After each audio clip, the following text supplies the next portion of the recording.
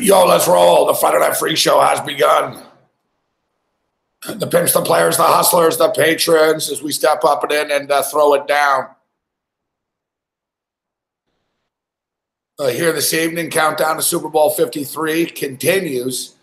Yet, to be honest, the degenerate gamblers, the hardcore gamblers are into the Super Bowl because of all the props, and it's the last football game of the year. But in the grand scheme of things, from a pop culture standpoint, the Super Bowl has been taking a beating this week. Now, the ratings for the game will still be massive, and they're going to make a shitload of money. So it's pretty much kind of what the NFL has become in a sense. Look, the championship games were good. The NFL had a good year this year, actually. Like the NFL has had some pretty bad years in past years. And I'm not talking about from a business. I'm talking like from a football standpoint. The football was good this year. It was better this year. The games were better. There were more better games. For a few years there, man, the National Football League was boring as fuck. It was just bad. It was like boring. It was slow. It took too long. Last year they cut the commercials down a bit, or at least the flow of what they didn't do the all right. They stayed as opposed to every time there was a punt, they would leave and stuff. They did a little better, but I've noticed this year they've started to creep back again. And they think people are too stupid to notice. Like, that's the thing with them. Like, the National Football League they're devious. Like, Roger Goodell is devious. Like, they announce shit. Oh, yeah, we're cutting this break. We're cutting that. But you really did it. You sort of moved it a bit, and it's still every bit as fucking annoying. But from the on-the-field product was good. There were a lot of good teams this year. There was a lot of, exciting plays. There were a lot of exciting players. There's a lot of young players.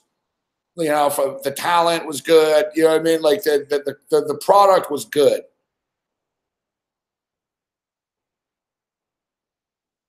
And their numbers were up, actually.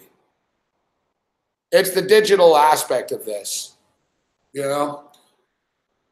when people hate on, the NFL and they step up, oh, look at the NFL ratings are down because of Kaepernick and this. Like, yeah, they're fucking idiots. Like, they're fucking morons, these people.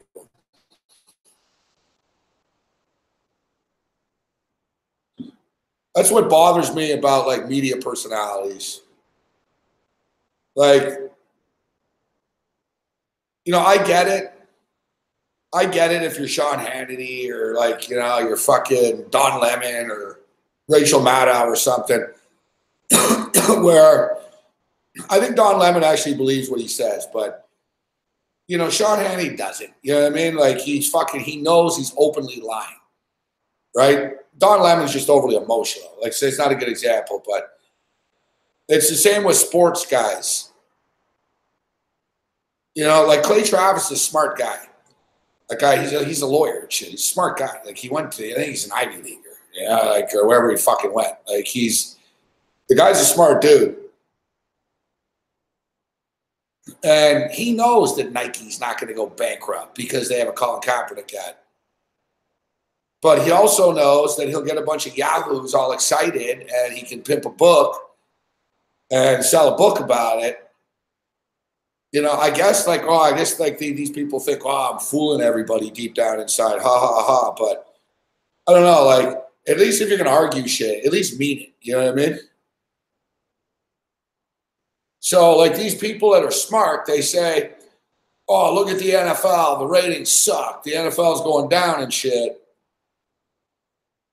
And it's fucking easy to say, oh, yeah, look, their fucking ratings were down 0.9% or something on Monday Night Football or whatever. The Monday Night Football ratings were actually up this year. It's kind of ironic because it was so bad, the broadcast team, but the ratings were good. So they actually did better this year than they've done ever almost, I think, Monday Night Football on ESPN at least. So, but these people, so they'll say that, yet they fucking are smart enough to know that, yeah, what I mean? Less people own TVs now. You fucking know that, dick face. Less people are watching on TV because less people have TVs. Nobody has cable. You know what I mean? I'm a fucking idiot. I'm an old man. So, I'm stuck in the past, but people don't watch. I see people that watch on their phones, fucking, this and that, and fucking Amazon this. I don't even, you know what I mean? There's just a million ways to watch it. There's like a million ways people are watching. I saw the NFL's numbers digitally. It was fucking insane, man. Like, it was really, really insane. I went over them on Game Time Decisions. I think Thursday Night Football on Amazon got 722 million people. Like over the course of the year. It was 17 weeks. It was like over 730 million or something like that. It's a lot, like 730 million like hits, downloads or whatever. Like, it's a freaking lot. I remember like soccer too, like soccer haters during the World Cup this year. Like American media types that hate soccer and people, oh, look at the ratings for soccer on Fox. Ha, ha, ha. Well, first off, the United States wasn't in the tournament. Number two, the games were fucking like 8 and 11 in the morning and shit. It was weird time. It's not a good time for like America. And number three, fucking Fox, like their website basically nearly crashed and shit. Like,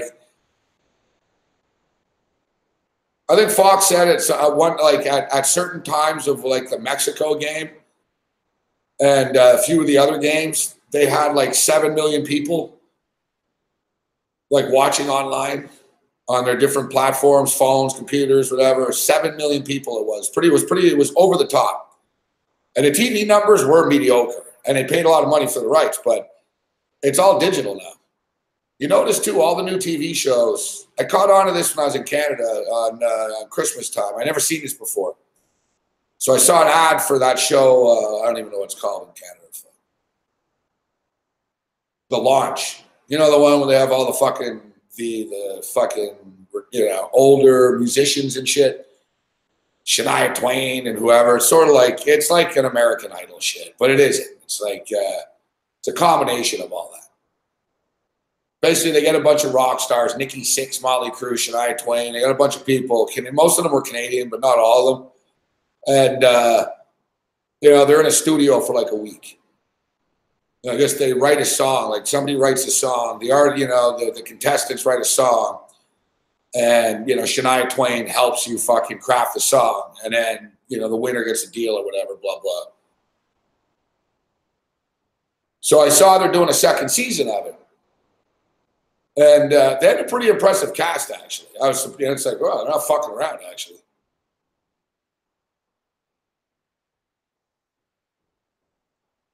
So they had a pretty impressive cast. And then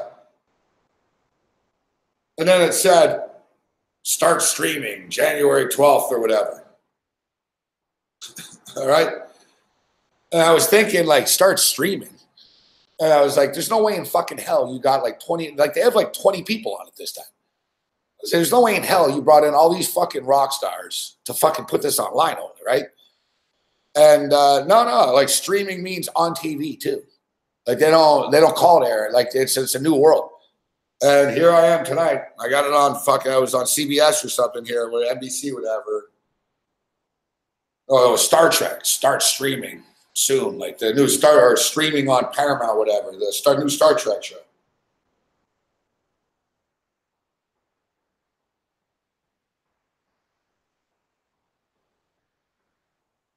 Oh, the Houston-Denver game already started. All right, just started. It's on ESPN. 5-2 Denver early. We're on the over of this game. Oh, Pick Machine's asking. We're on the over, Pick Machine. As we posted on the picks on Patreon.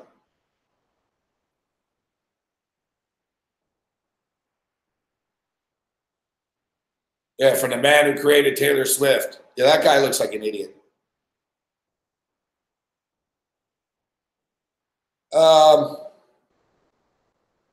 What's up, Mom? What's up, Lisa? What's up, Scartown, Sandercock? Well, I wouldn't be guaranteeing the Flyers win. Muhammad, what's up, Muhammad? The Pierre Maguire stuff. Yeah, I was going to tweet about it. I wanted to get to it on the radio, actually, but I don't know. I'm in kind of a weird, tough spot in this. So I know Pierre Maguire.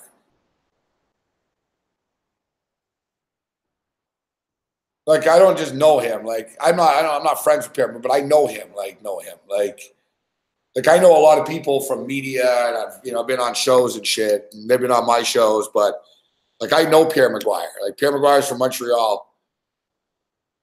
He lives like right fucking next door to Mitch Melnick. I've interviewed Pierre Maguire probably about 150 times. So it puts me in a weird spot, but me personally, I thought it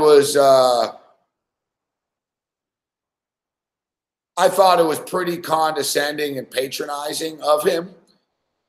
Yet, and like I said, I'm not friends with Pierre Maguire, but you know what I mean? He was nice to me when I was younger in my career, in the sense, that he came on my show all the time. It was basically because he got paid by the fucking station. But nevertheless, like I can't say that when I was younger in my career, having Pierre Maguire on didn't, help me, right? So I'm not gonna start ripping the dude and shit. But the thing is, let's just be real. Like Pierre Maguire would talk that way to Gordie Howe, right? Like, I don't know if there's anybody that thinks they know more about like a sport than he does.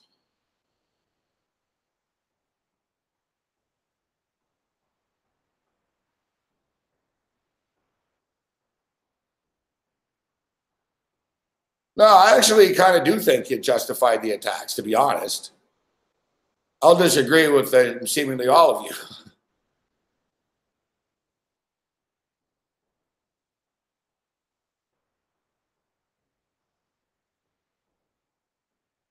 She's like a fucking 5-time world champion, gold medalist, fucking NCAA superstar.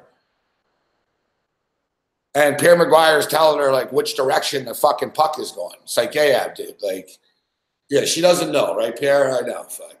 It was condescending. It was a dickhead move, but whatever. Like, he's a condescending dude, right? I'm just calling out for what it is. He's a condescending dude, like I said. So it was, I'm not going to say it's 100% sexism. He's kind of a dick, right? He's an asshole. Like, so that's who he is. You know what I mean? He's like that with everyone. Like, he used to always like, oh, I think you're here, Gabe. And like, you know what I mean? But whatever. Like, listen, the guy's connected in the NHL and shit like that. But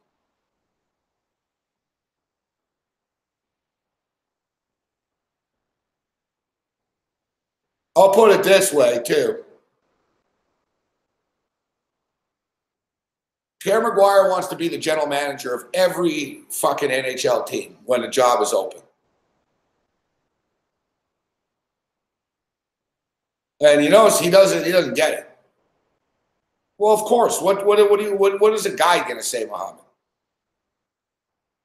There's a bunch of dudes here. Oh, it's a joke. Like, you know what I mean? It was totally condescending, Cody. Like, anyone that doesn't see it was condescending and a dickhead move. Like, I don't know what you guys were watching. Like, you don't have to be fucking Gloria Aldridge to fucking see that it was a dickhead move that he did. Even the way he stood in front of her, he was like, the thing, it was terrible what he said. It was terrible. Like, when I saw it, I was like, my jaw dropped. And I was like, what are you, a fucking idiot? Like honestly, I was like, dude, what you going to ask her if she's got if she made sandwiches for the boys next? The poor girl was so nervous, fuck, so she's just fucking grinning. And you go, oh, she even said afterwards, okay, what the fuck you think she's going to say? You guys obviously don't understand how the media works. What do you think she's going to say? Oh, that was an embarrassment. It was a disgrace. Fuck, she'll never fucking get on TV the rest of her life again.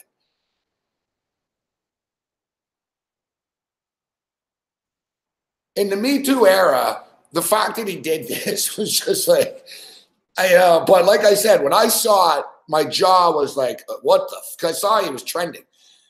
And I was like, why is Pierre Maguire trending? And fucking, I look, and I knew right away. I was like, I'm sure he said something stupid to someone. I said right away, I was like, I'm sure he condescended someone.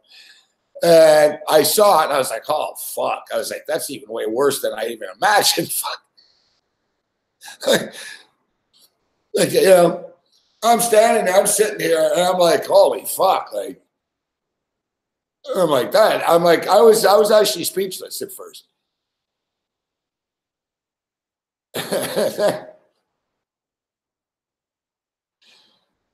Yeah, that's the thing, Muhammad. Or sorry, Cody. That's the thing, Cody. It wasn't one thing. It was like 5 comments in a row. It was like, if he would have just said, listen, the Penguins are going this way and that way, it would have been like, that's a stupid thing to say, but just move on. But he told her, and remember, you're an analyst tonight. You're not a fan.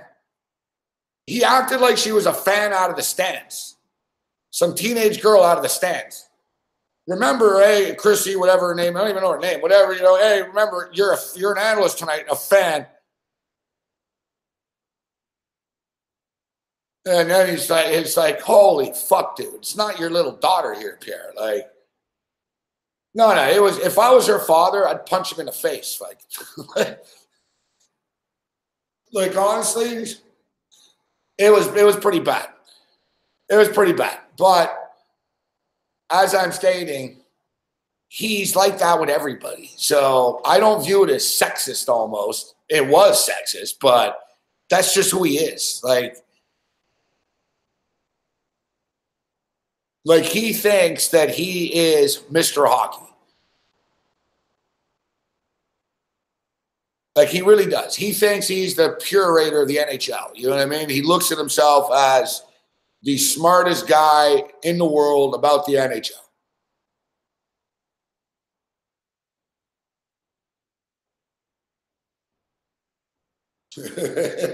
That's pretty good, Grinch. I'll give it to you.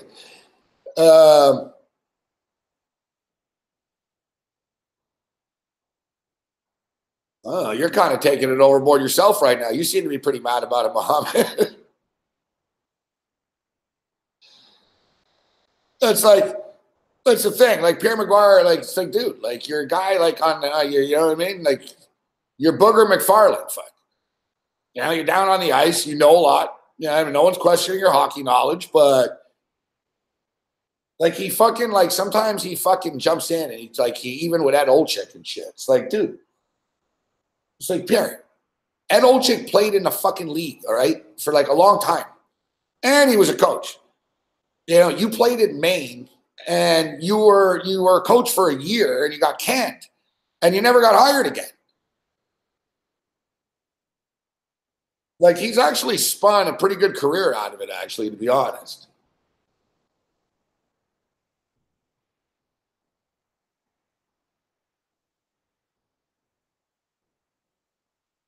Yeah, and what the fuck does "I will be your cage" mean?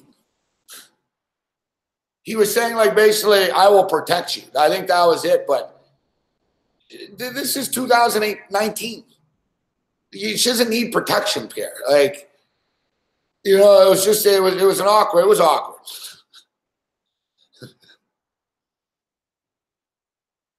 But it was like one thing after another. Hey, remember you're a fan and analyst, and then the way he said it, he's like, the Tampa Bay Lightning will be going this way, and the Pittsburgh Penguins will be going this way. Like he was talking to a child. No, it was bad. Like any of you guys are all fucking nuts. Like, I don't know, either you're sexist, I guess. Like any of you that think that that wasn't offensive, child, condescending, patronizing, and all of the above is insane. In fact, we'll play the clip right now. And I got nothing against Pierre McGuire. I'm just, I call it like I see it. I'm just being honest.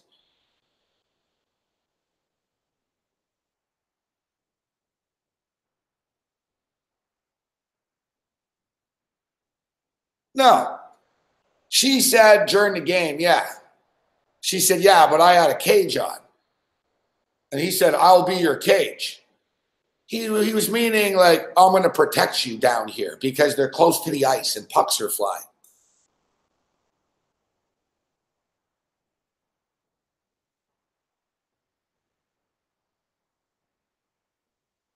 But Pierre McGuire One thing he told me, like he is a smart guy. Like he's a very smart guy, Pierre McGuire. That's why it's even worse because he's a very smart. If your guy's just an idiot, you'd be like, he's an idiot. Don't worry about what he said. But he's not an idiot. He's a smart guy. So, but Pierre McGuire was an assistant coach. All right, he was an assistant coach, like as a young guy. He got on the staff of the Pittsburgh Penguins. He was there for 1 year, and they won. All right. They won. So he was there. He got a ring. He was on the staff and shit, but he was a younger sort of, younger guy, like on the totem pole of the staff. You know what I'm saying? But he gets the ring and shit. And then he's like hired as one of the youngest coaches ever in the history of the NHL at the time with the Hartford Whalers. And the thing is, he was an assistant with Scotty Bowman. All right? So it was almost like Bill Belichick. It's a great comparison. Like Scotty Bowman. So people are like, he was an assistant with Bowman. But he didn't really know Bowman. You know what I mean? He did, but so he got the job with Hartford. And Pierre McGuire told me this himself. It was a good interview.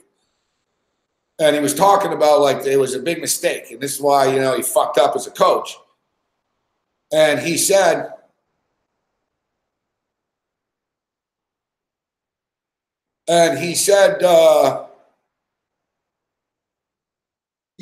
I fucking figured. He said, he goes, I figured, because he was on the bench, right? And he heard Scotty Bowman talk. And he basically stated, I figured that if I just copied everything Scotty Bowman did, it would work. Right? So, he said from the way that I handled practices, from the way that I did talk to the team, everything that he did like Scotty Bowman. He told me. And then he said, basically, the players fucking hated him because Scotty Bowman's an asshole. Scotty Bowman's not a nice guy.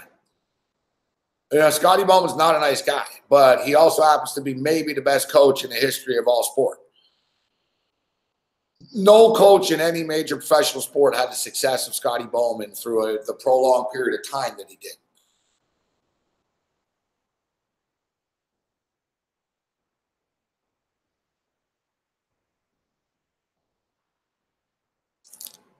But anyway, so Pierre McGuire said that basically, he used to talk to the players like you and blah, blah, blah. And he said after, he goes, I realized I'm not Scotty Bowman, right?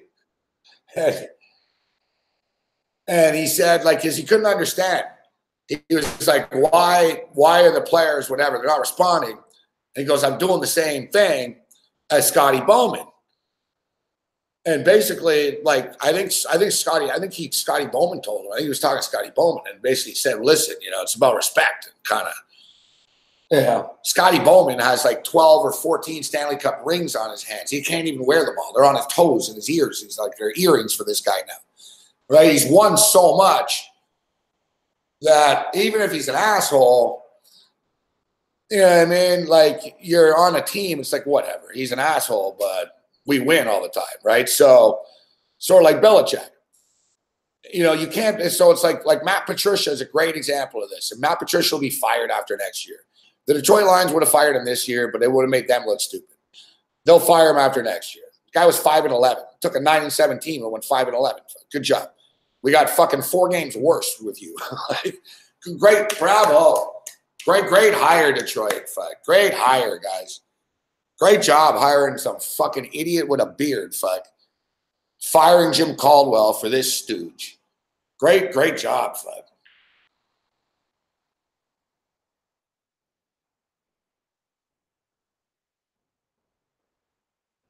We're on the over in this Houston-Denver game. And should know it's kind of interesting, actually. The Houston Rockets have beaten Denver 9 straight games. 9 straight times they played.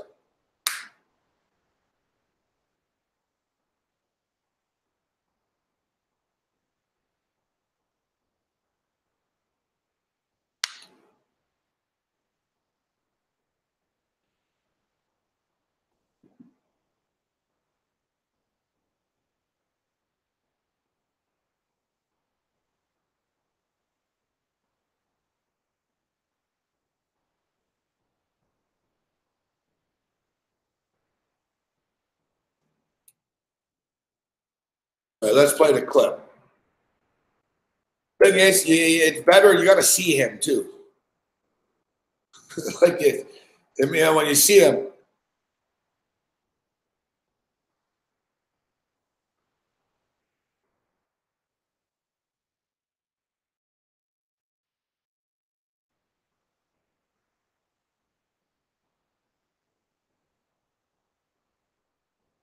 Nah, fucking.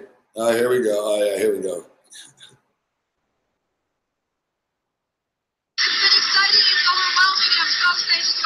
So Tampa's going to be on your left, Pittsburgh's going to be on your right. It's been exciting. It's overwhelming. I'm so excited to join you here. So Tampa's going to be on your left, Pittsburgh's going to be on your right. What are you expecting out of this game? We're paying you to be an analyst, not to be a fan tonight. Yeah, I'm excited to see Tampa start. They've been off for 10 days, haven't had a game. Pittsburgh, on the other hand, had a tough loss on Monday. Got a little bit blown out of the water by New Jersey Devils, so I'm excited to see the start tonight. Let's have a blast. Johnny, back to you. Yeah, you got to see the way it was condescending. The whole fan part and an analyst, well, that was worse.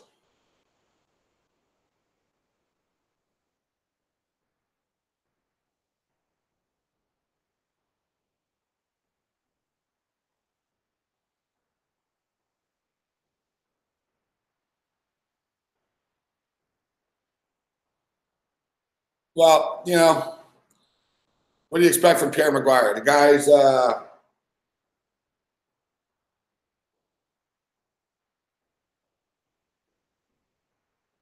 a hockey nerd.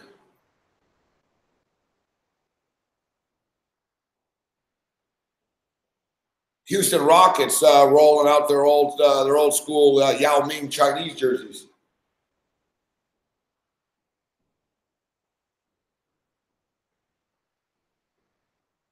The Denver Nuggets probably have the best. They probably have the best collection of jerseys. There's one. Remember, there was one night that we didn't like it, but the Nuggets do have a lot of badass fucking uniform looks, man. Like you add up all their unis, I think they have the best. They're probably the best outfit in the league. The baby blue Nugget thing is nice. The Buffalo Sabre looking jersey's wicked. This one's fucking way cool. The Mile High fucking jersey. I think this is the playoff jersey. Remember the Nike made a special jersey for all the teams who were in the playoffs last year.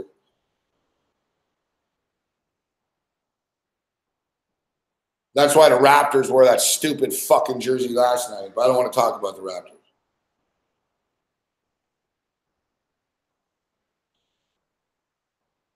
Fucking blow, fuck.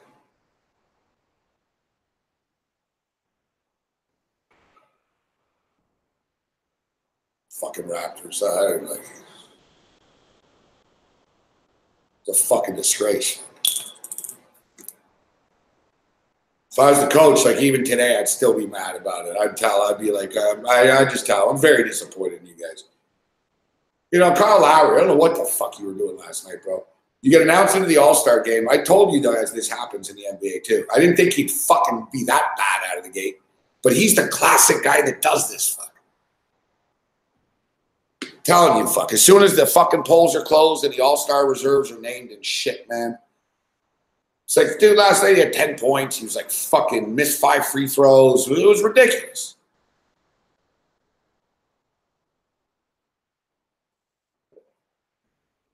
I like Kyle Lowry too, but I hate to say it. But the fact is, they're only going to go it doesn't matter about Kawhi Leonard. Kawhi Leonard will be Kawhi Leonard. He'll be all right. He's going to step it up in the playoffs, Kawhi. He's already awesome, but he's going to step it up even more. Yeah, but I'm saying the Raptors are only going to go as far as fucking Kyle Lowry can take them, man. Like, they don't really have another star. The Raptors have all these role guys. Like, Kyle Lowry has to play better. You know, the 14 points and shit, it's not enough. Like, you know, he does everything. He's good. I'm not like, fuck Kyle Lowry, but you got to be better, dude. Like, you're going to have to start stepping it up, man. Look, none of this matters until the playoffs, anyways, right? Doesn't, they could be the 1 seed or the fucking 3 seed, whatever. It doesn't matter. We've seen this. We've been through this. The Raptors have been every possible seed there is. I swear, I remember the Raptors were an 8 seed, and then in the modern era, whatever. The Raptors, we were the 1 seed, we were the 2 seed, we were the 1 seed, fucking, we're the 3 seed. Like, it doesn't matter. You got to play the same stupid teams, anyways, for the most part. It ain't going to be easy no matter what in the playoffs this year. The Raptors will get a first round, sort of, whatever, man. Let's say the Raptors play the Brooklyn Nets in the first round of the playoffs. The Raptors will beat them, but it'll be a fucking battle.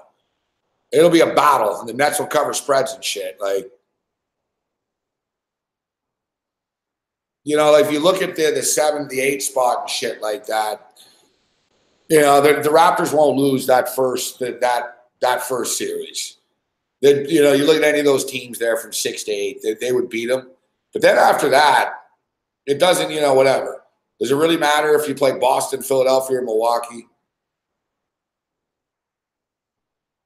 As a Raptor fan, and I just said I don't want to talk about them, but I'll tell you, the worst team for the Raptors would probably be Milwaukee.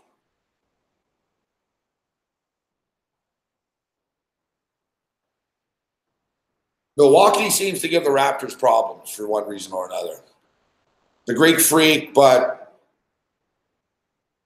it's weird. I don't know why. I'm not a coach, so I can't explain it. But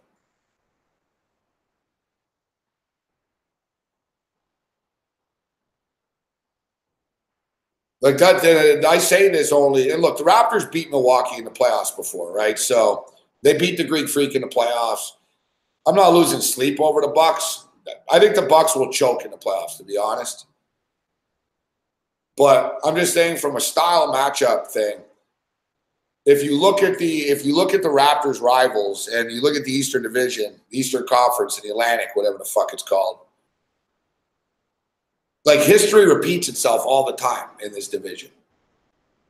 Like, the Toronto Raptors and the Boston Celtics are totally evenly matched. Like, the Celtics and the Raptors are like one fuck. You know what I mean? Like, they're the same like power ranking, really.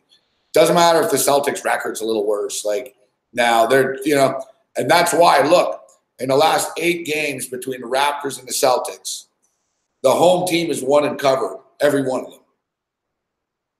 You know what I mean? It's like a tennis match. Serve, serve, serve, serve. Just go back and forth, these two.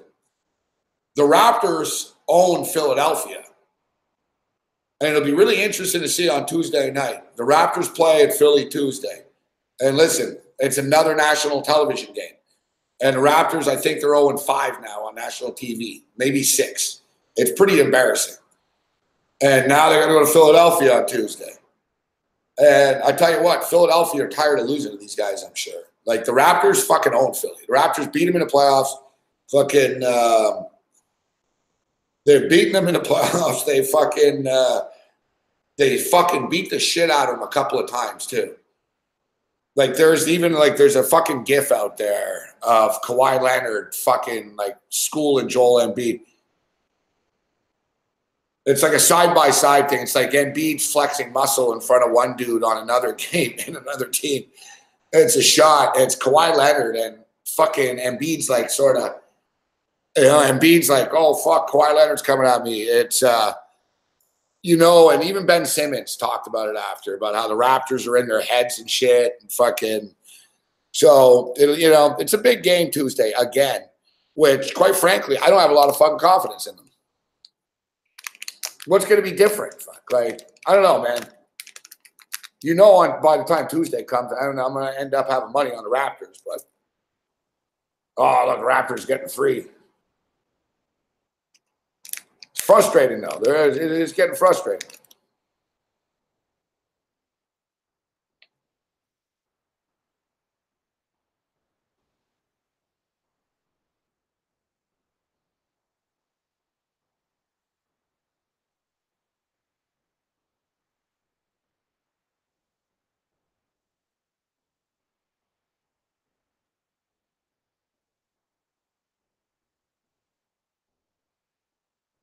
Sinbad. No, I've never liked it. I hated those Magic jerseys. I always thought and wondered, actually. I was like, man, I was always like, you guys would sell more jerseys. Like, if you didn't have like this pinstripe. It was unique, though. It was unique.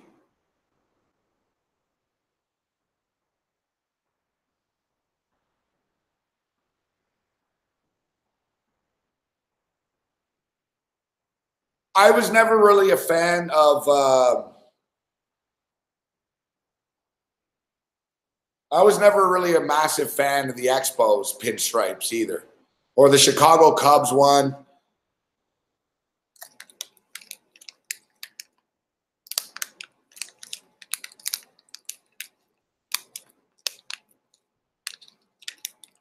Like, I prefer the old classic Expos jersey than the more modern one that had like the blue pinstripe. It sort of was like a generic looking red, white, and blue. Like the Expos, like the last Expos jerseys, and the last Expos jerseys, like the white home one, it was basically the exact same fucking thing. Baseball created this new look. All the teams sort of updated and whatever, and the Expos got that jersey. It was essentially a Chicago Cub jersey. Like, you just changed the logos. It was like the same color. It was the same fucking thing. It's sort of like the Bills and the Patriots. Like, look, my Bills hat.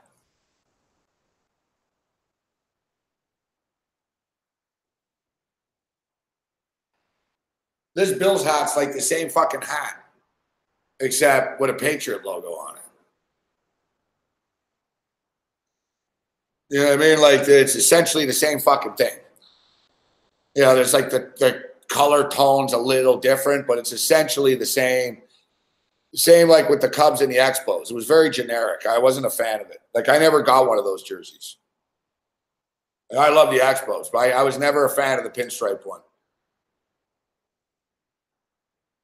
Same with the Orlando Magic, Sinbad. Like, I even had a like Orlando Magic fucking, I had t-shirt or shorts. And I got them because it wasn't a pinstripe. Yeah, I didn't mind the black one. You know what? Now I'm thinking about it, wasn't that bad. It worked for them. You know what it was? I'll be honest with you. You know what it was, Sinbad? The pinstripe, that shit. It looked good on them. It looked good on Shaq. But it didn't work, like, for me, like, on the street type shit. There's a lot of jerseys like that, though. Like, and it sounds crazy, like, whether you're black and white and what your skin tone is, or Indian or whatever, like, you know, different jerseys work. Like I'm telling you. I got the, I used to have a sports deal store, and the store had a deal that was all free for me and shit. And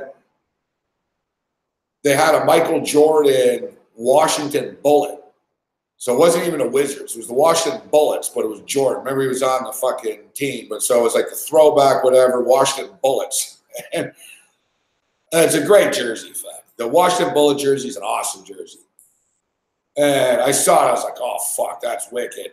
And I was like, oh, fuck, it's even Michael Jordan, too. I was like, it's even cooler. I was like, a Bullets Jordan jersey. And I fucking try it on and shit. I look. And I'm like, holy fuck, man, you look fucking stupid in this. Like the colors, I look like such a stupid, goofy white guy wearing a fucking Washington Bullet jersey. Like, I didn't even get it. I was like, I look too stupid in this. I was like, I can't wear this. And I remember it was the same thing. I wanted to get the Houston Astro fucking, you know, the classic Houston Astro, like over the top, like fucking orange and yellow, and just so 70s looking. Same thing. I tried that on. I was like, fuck, man, it doesn't work for you. I said it before, and I'll say it again. The Houston Astro jersey and the classic McDonald's San Diego Padre jersey, it's better if you have dark skin. Yeah, I look like Gortat. Exactly. I look very like it looked bad, cringe. It's hard to describe, but it wasn't good.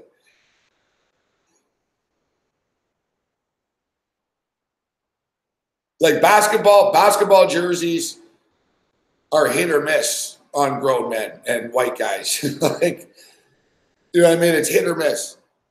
Like my Kyle Lowry All-Star jersey is cool. Like I don't look like an idiot in that. My Brooklyn jersey is badass. I look good in a Michigan jersey. There's certain ones that fit, but there's certain colors. I'm telling you, it's better if you're a brother for like the Padres brown one or the Astros like orange. The Washington Bullet one doesn't work for white guys, fuck. Unless you're like fucking tanned and ripped and shit. I just look like a skinny, goofy white dude, fucking, you know. Like it was bad. Like I even took it off fast. I looked, I was like, oh fuck. I was like, man, I remember looking at it. I was like, it's a real shame because it's a nice jersey, but it don't look good on me.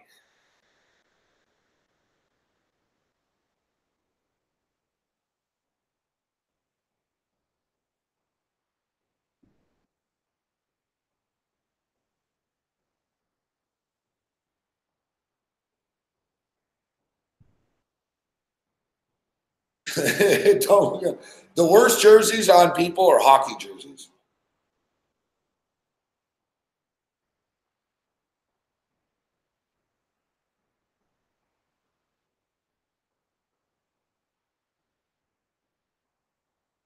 The worst jerseys are hockey jerseys.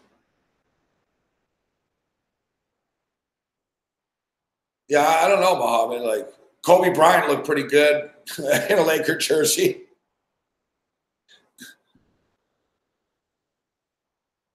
Magic Johnson looked pretty good in a Laker jersey.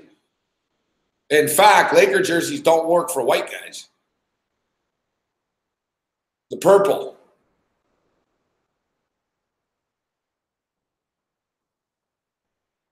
Hockey jerseys aren't great. Hockey jerseys look good on the ice and shit, but whenever like you see someone wearing it, there's very few people that can pull it off. You know, like the Kevin Smith guy, the director, his fucking sleeves are like fucking hanging down like this, like bell bottoms and shit. Like to wear a hockey jersey, it's got to be the perfect size. Like even the Simpsons hockey jersey I have is fucking cool. It's a little big. It's that sort of big robe-ish hockey jersey. It's fucking heavy. So like, you know, my Guelph Storm jersey I can pull off. It's not too big. It fits perfect. The material's cool. It's not thick and shit. Guelph jersey. That one I can pull off. I think I have it here too, actually.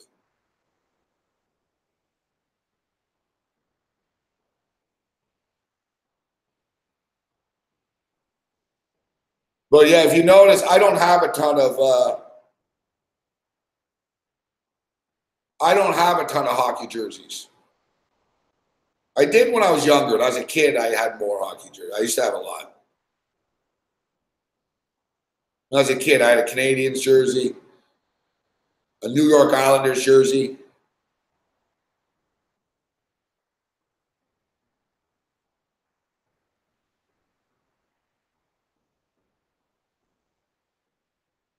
I don't know why my grandmother, I like Mike Bossy. So my grandmother, I wasn't an Islander fan though, but my grandmother like knitted this like sweater, this Islander shit. I actually liked it though. It was fucking cool. It was nice. I wish I had it now. May she rest in peace too. I have a school picture. I don't know if I have it, but I think I might. I'm a kid. I'm in like grade fucking 4 or something. I'm probably like 10 years old. And it's a great picture. Fuck. I got the old school Buffalo Sabre jersey on. The blue and yellow. It's like the school day. I don't know why I got a Buffalo Sabre jersey on. I've always been a Buffalo guy for some reason. Like, it's weird too because I love the Bills. I'm a diehard Bill fan, but I used to like the Sabres more. Like when I was a kid, I did like the Sabres. Like I used to follow them. I pulled for them. I got mad when they lost. But when I was a kid, I was a fan of like different teams in the NHL. You know what I mean? Like I wasn't a I wasn't like when I was like 8 and 7 and 10 and shit. I wasn't like diehard Canadian fan. In fact, I pulled for the Nordiques. I pulled for the Nordiques against the Canadians. Like, my uncle played for the Nordiques. And like I said, my grandfather played for the Canadians, but he was kind of negative towards them a lot. So I grew up sort of like they always won when I was a kid. So I didn't really see anyone else as rivals, but I was a Guy Lafleur fan and a Ken Dryden fan. So I was a Canadians fan, but like when the Nordiques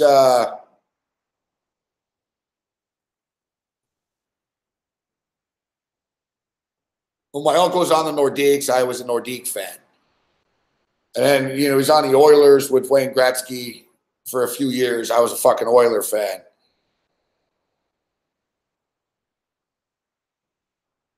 Now I wouldn't be. Like, I became more of a Canadians fan as a teenager, sort of, and, a young adult.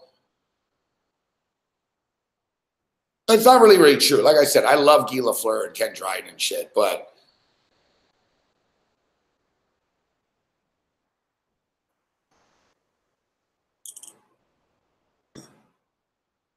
like I said, like I liked players when I was a kid,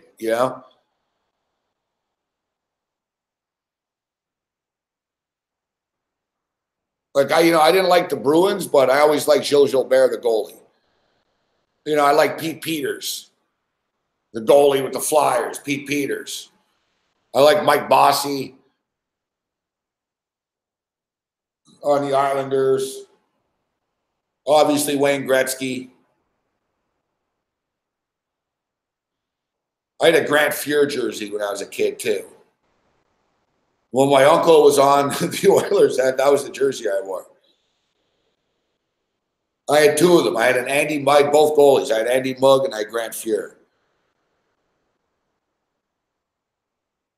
And I had a Wayne Gretzky jersey, of course.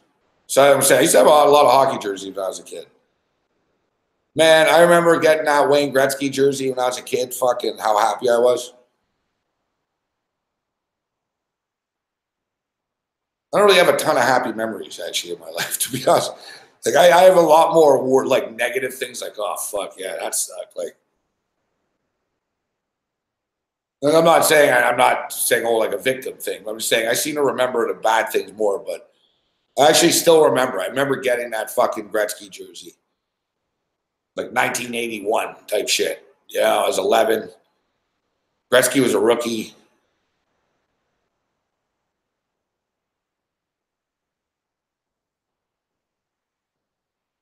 I got the blue one, not the white one. I had the blue one. But I remember even as a kid, I remember taking it off and hanging it up all carefully and shit. Like,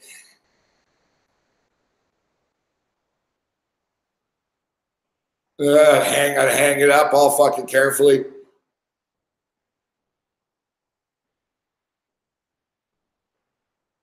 Like I said, now, no, I don't really have them.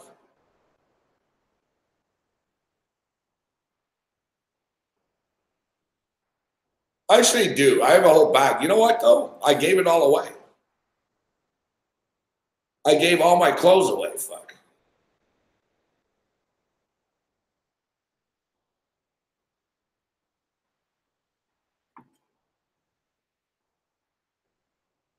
And I told myself I'll just buy a bunch of new clothes in New York and not sports stuff. Until I was like, I'm too old to be wearing this shit. Fuck. So fucking, and I was like, I got to change my look, man. This ain't working for me.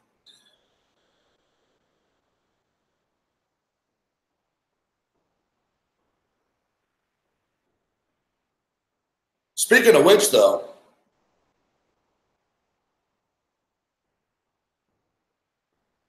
today was a very strange day in that I had multiple chicks talking to me today in New York. It's very strange. Chicks are pretty, like, they're not the friendliest in New York City, like women. Let's just be real. And look, I don't really go out much either, right? But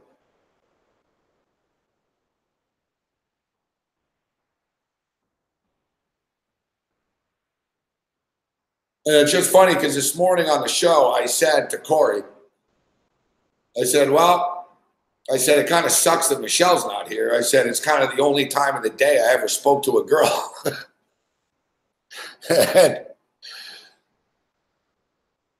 and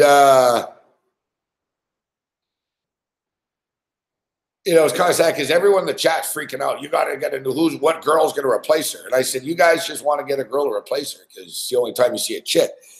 And then I said, to be honest, I miss her now because it's the only time I ever spoke to a chick. But there's a cute new girl, there's a hot new girl that fucking works at the hotel.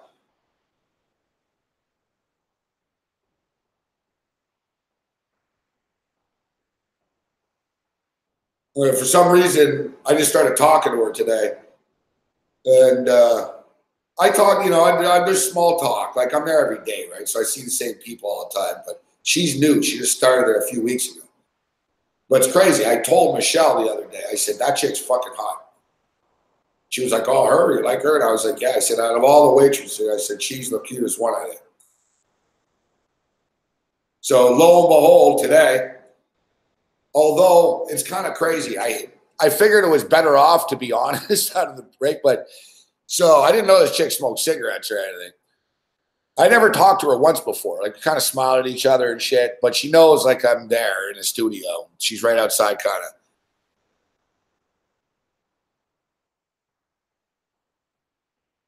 But today, I went outside and I lit one up. So I'm blazing a spliff.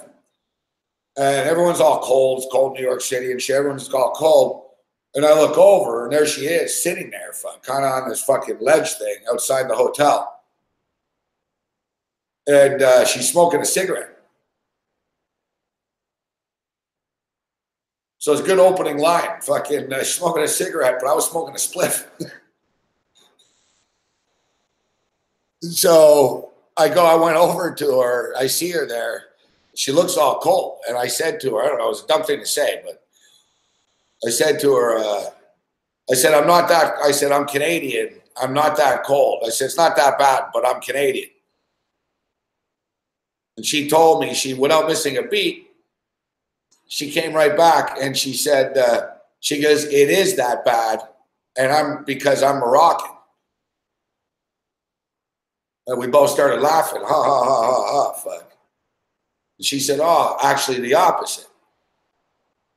And, but then boom, started talking to me and shit. And she goes, I don't really know anything about Canada, but she goes, my brother lives in Montreal. And I'm thinking, holy fuck, this is really coming along good here. I'm like, oh man. And I told her, I said, I'm from Montreal.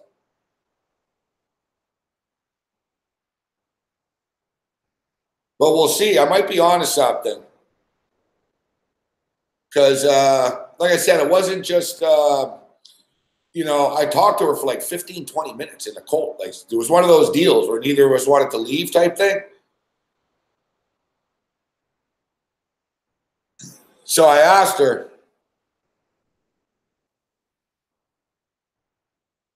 I said, where do you live? Like, I said, what part of, I said, where do you live? And she goes, oh, Long Island.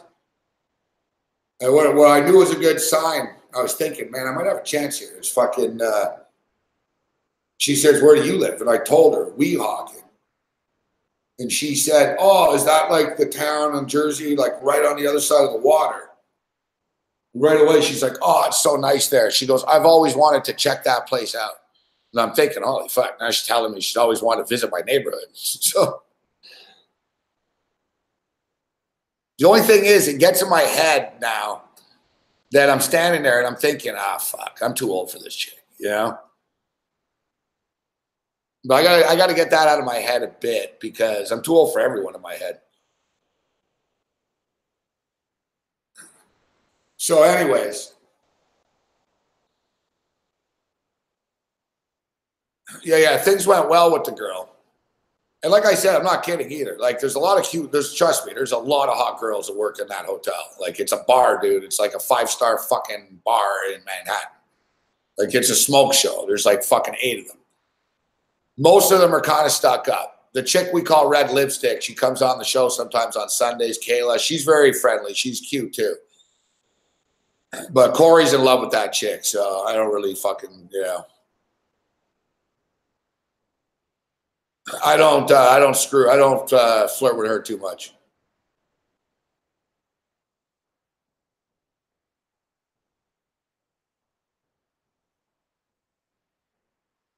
Yeah, well, the good thing about this chick is she's kind of mature. Like she wasn't, like she's not a kid, this chick. Like some of them are kind of giggly kids. Like my guess is this chick's probably like, you know, 30, 32 or 30 or something.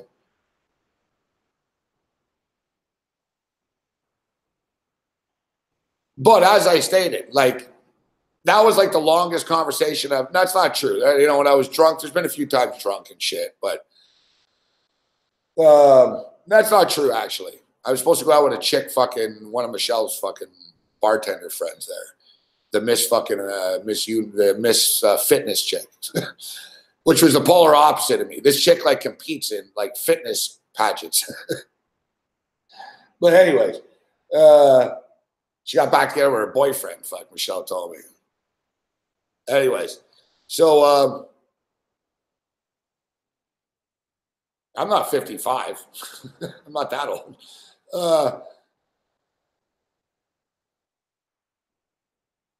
Yeah, so it's crazy. So like I said, I like this girl, right? And she started talking to me and shit. So I'm like, hey, fucking went well.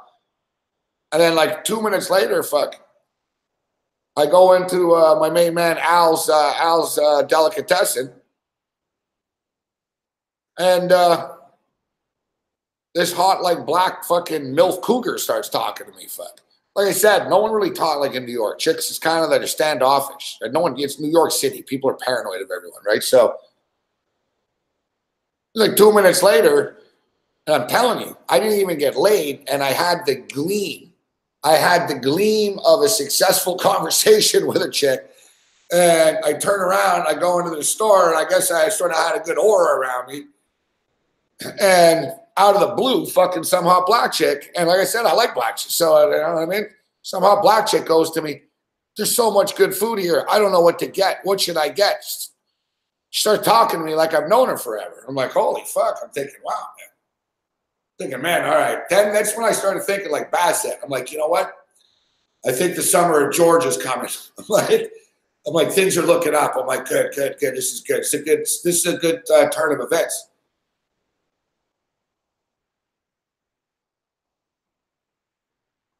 And then I went back in the hotel, and the same thing.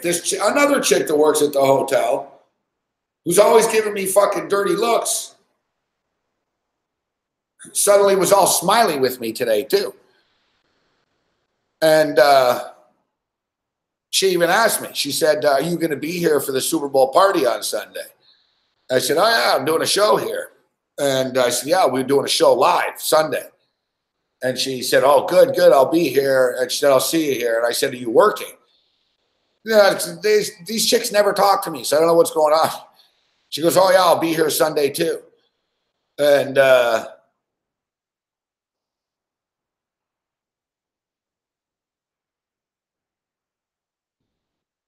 like, "Oh, so you're working Sunday?" And she goes, "No." She goes, "No, I'm just going to come and get drunk."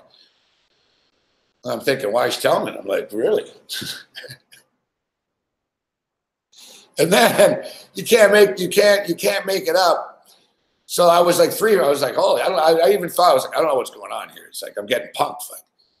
And then I walk in, I walk into the room, and there's some fucking cute chick there, except she's a new chick that works for us. So there's this cute chick there. And right away, man, this chick just starts following me everywhere. They were like, all right, you can go with him or you can stay in the studio here. She's like, I'll go with him. It was terrible, you know, right away. This chick fucking comes, fucking, she all smiles. She's like, she's all eager. She's right out of fucking, she went to High Point University. High Point University, she goes to Marist now. She's wrapping up at Marist. So, you know, young, eager media type. Fucking, she's all beaming. So she sits in a studio with me, and I do these FanDuel videos.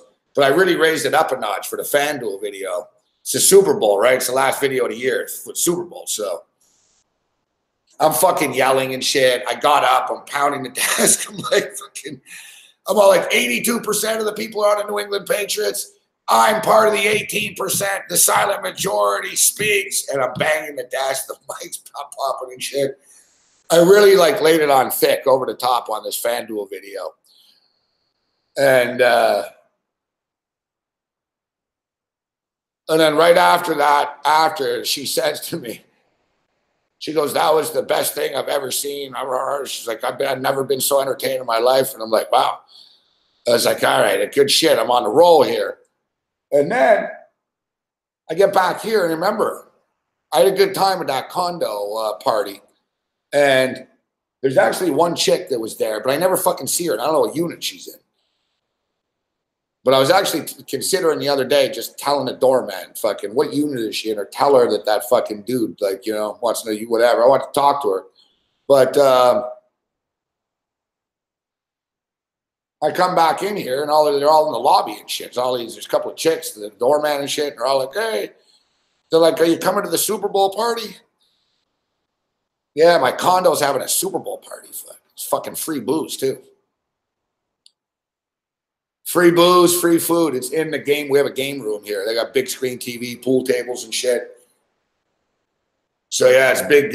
Even the door, there's like a door lady tonight, this chick. She's like, we're going to smoke a lot of weed, too, Sunday. I was like, damn, I got to fucking work. Yeah, but I feel it.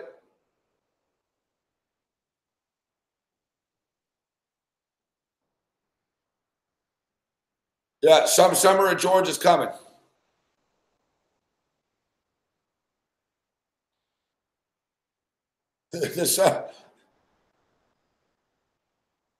Well, I can't wait till summer, though.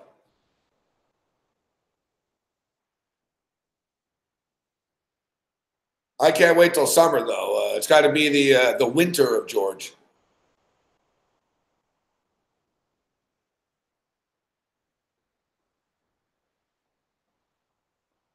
I don't like betting against Duke. I always lose, fuck.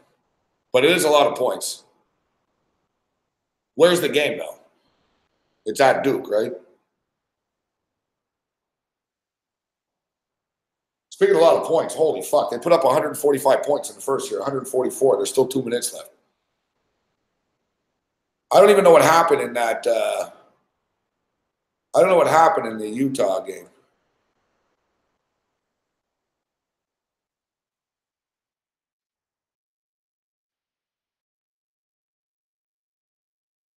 Yeah, but now the football's winding down.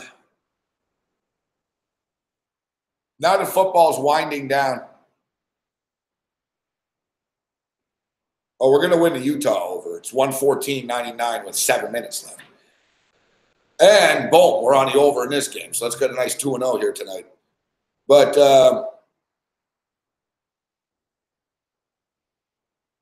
yeah, it's tough for me. I don't get out a lot.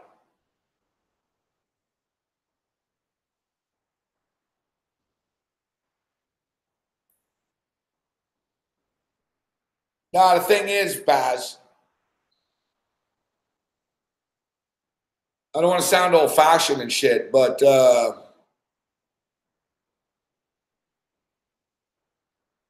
I'm not really, you know what I mean? I'm not really looking just to get laid.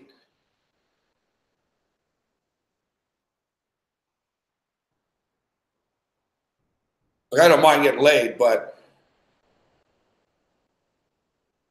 I don't really want to play games. Like, you know what I'm saying? So, like the next chick that I'm going to be with, I might be with till I die type thing. I'm not getting any younger, right? So I gotta, you know, feel out the process. I gotta get it right.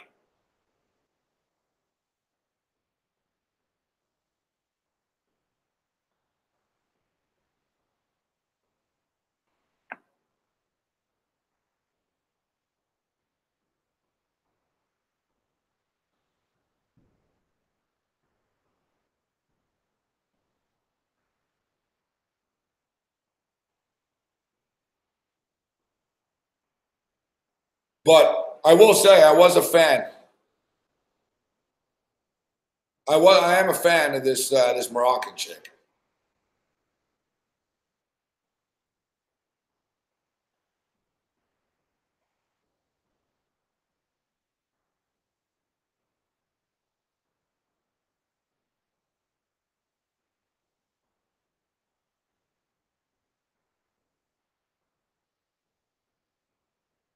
She's got a real she's got a classy look about her.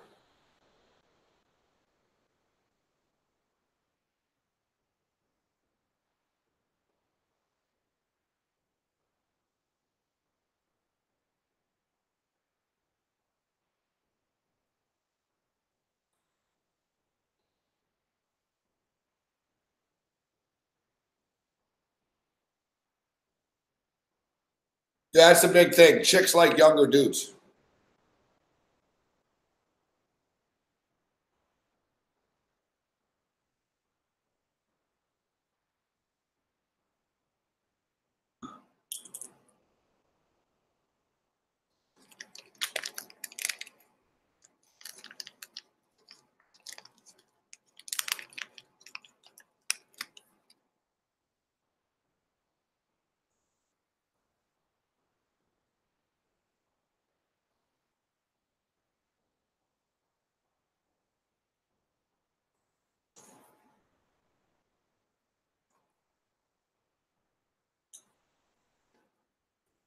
No, not everyone. You can't generalize everyone. Lisa, yeah, I know what you mean, but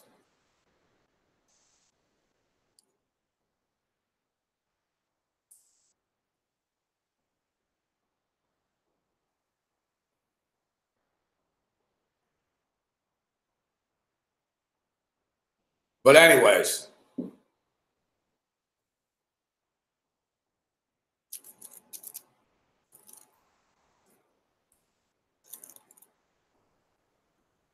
So looking good for our basketball picks. Look at this, Utah, and holy fuck! We told you the overs, both overs tonight. Game total is 245.5, and this Denver game's off the hook fucking points. 83-71 at the half. Wow, they put up 154 points. And you know what? The second half total is only 109. How do you not take the over? I don't really have much left in my account. The money's tied up in these two games right now. Raptors beat me down, but this helps get some of this Raptor money back.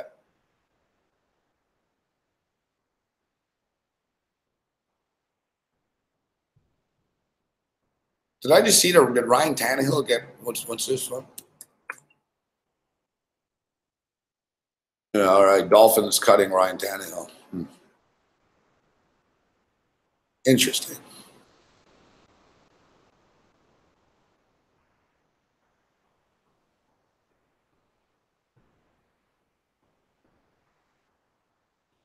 I saw earlier that as well, because I saw something about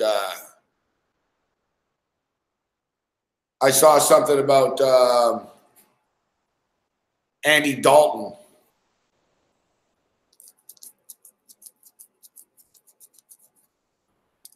Basically, that I don't know. One of the NFL writers basically saying keep your eye on Andy Dalton fucking being out in Cincinnati and Ryan Tannehill being in. Dear God. Listen, I actually like Ryan Tannehill better than most people, as in I'm like the only guy that doesn't dislike him, but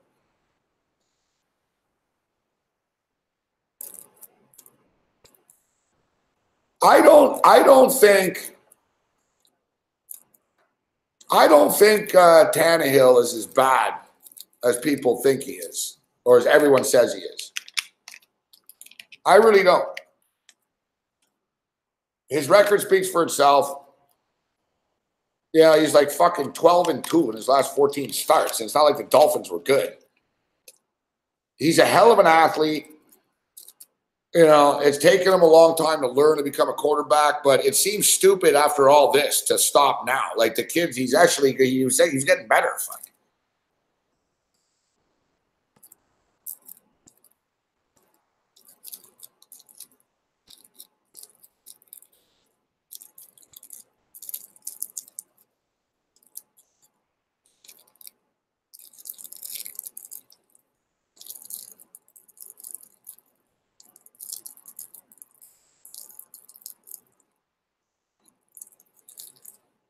Andy Dalton is good. He's not great, right?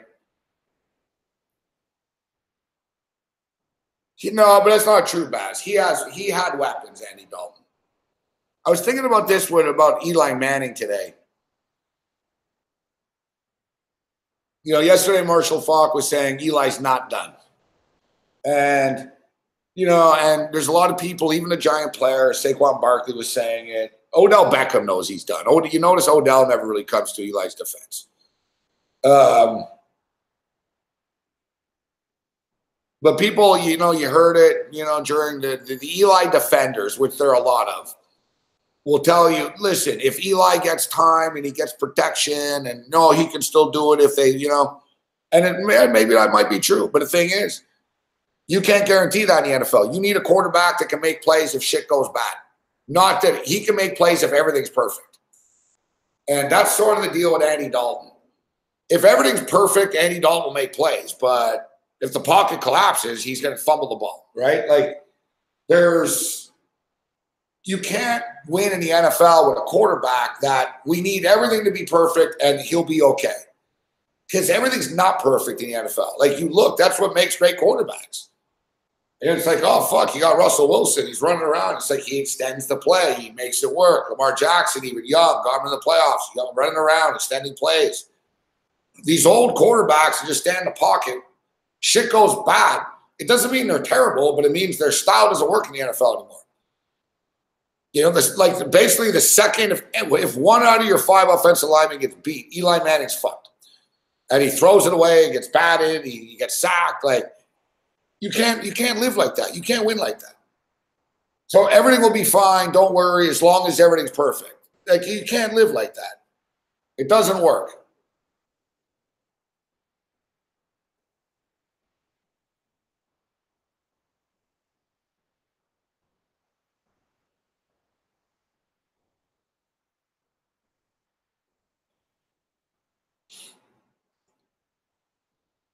There's sort of, what's up, Drew? There's a little crew of these quarterbacks going to be available right now. Dalton, Tannehill, Flacco. You know, it's like, all right. And trust me, they're all going to get work. You know what I mean? It's just where, how. Look, guys, Nate Peterman's on the fucking Raiders, all right? Like, Ryan Tannehill's saga is not done. Now the question is, who's going to be quarterback in the Jacksonville Jaguars? There's a lot of quarterback shit going on. The Giants aren't going to fucking get rid of Eli Manning. They're fucking stupid. If I was the Giants, if you want to keep Eli, fine, but you better draft a quarterback. But I bet you they're not going to. They're going to, oh, Eli's fine. We'll draft an old lineman and protect him, blah, blah, blah. You can tell they're not ready to break up with Eli Manning. They're not ready to do it. They're not going to do it. They talk themselves in it. You can tell Shermer doesn't want to do it because Shermer's the coach and he's thinking, fuck, I have a better chance of winning with Eli Manning if everything falls into place than starting all over with a rookie quarterback. I won't be here with a rookie quarterback. We draft Jarrett Stidham. I won't be here in 3 years when Stidham's good, maybe. Right? Like, so I see, like, that's the whole thing. There's a lot of people who make decisions in life and politics, sports, for self-protectionism. Yeah, Shermer's fucking captain Eli Manning. Why? Because, like I said, Shermer knows, fuck, you got 3 years as a head coach in the NFL in a city, especially like New York. You might have 2. You know what I mean? So you don't have time for a rookie quarterback. You don't. You're better off convincing yourself, I'll go down the hill with Eli. And you'll see, I bet that's what the Giants will do. They'll just draft a shitload of offensive linemen. They'll say, oh, we're going to protect Eli. And Eli will still fucking be Eli. And it'd be like, yeah, Eli can go 7-9 for you. Eli can beat the San Francisco 49ers on a Monday night once if you want, but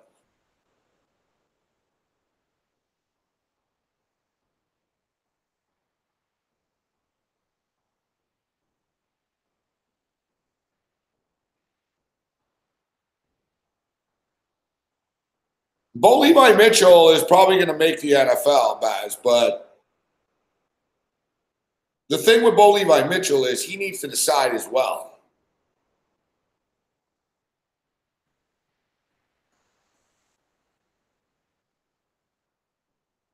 Look, we talked about him before. We saw a salary. He makes 495,000 Canadian.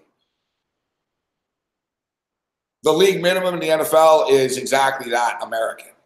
It's 485 American. So that turns in, it's already more money. But they were saying that Dickinson he would get more than the minimum. That they had teams actually like him, that he would get. Basically Dickinson would probably make about $1 million a year. 850,000. That's on the plus side if he fucking knocks the socks off of people. And he would be a second or third string quarterback. You got to ask yourself, though, Dan, dude. It's like, yeah, all right, you do that for a year or two, then you're going to be out of the NFL. Bo Levi Mitchell will never be a starter in the NFL. So you'll be out of the NFL in a year or two. You'll just be another dude holding it, on the pride, whatever. Remember the Casey Printers story, right? Casey Printers was making good money. He was making $1 million a year with the BC Lions. He was playing really good football. He had the CFL in his hands. He would have been a star in the league. He thought he was fucking, Warren Moon. I'm going to go to the NFL. And, he got like fucking $600K a year. I think, what did he last? Did he last a year or two? And he came back to the CFL, and he wasn't the same in the CFL. And they offered him less money, and it just went downhill. It's one of those, do you want to be a big fish or a small fish? It's depending on where you are, right? It's like, Bo Levi, you got a pretty good thing going, man. You're making $500,000 a year. You're going to be in the league forever. You're going to be a multi-millionaire when it's all said and done. Yeah, you didn't play in the NFL, but you're a multi-millionaire. You have money for the rest of your life. You got a beautiful house. You got whatever you want. Hey, I'd like to make $500,000 a year. Play football for 18 weeks. $500,000's not bad, in fact. Anthony Cavillo played in the CFL making like fucking $600K, $700K a year for like 13 years. Someone told me, they're like, the guy's loaded. They're like, he invested, he's got like $7 million in the bank or something, Oh, yeah, real bust because he never played in the NFL, right? You rather be that guy or you want to be Colt Brennan? Fuck. Oh, yeah, I was on the Redskins for a week, and then I was in the Arena Football League for a week, and then I'm in the new AFL, FL,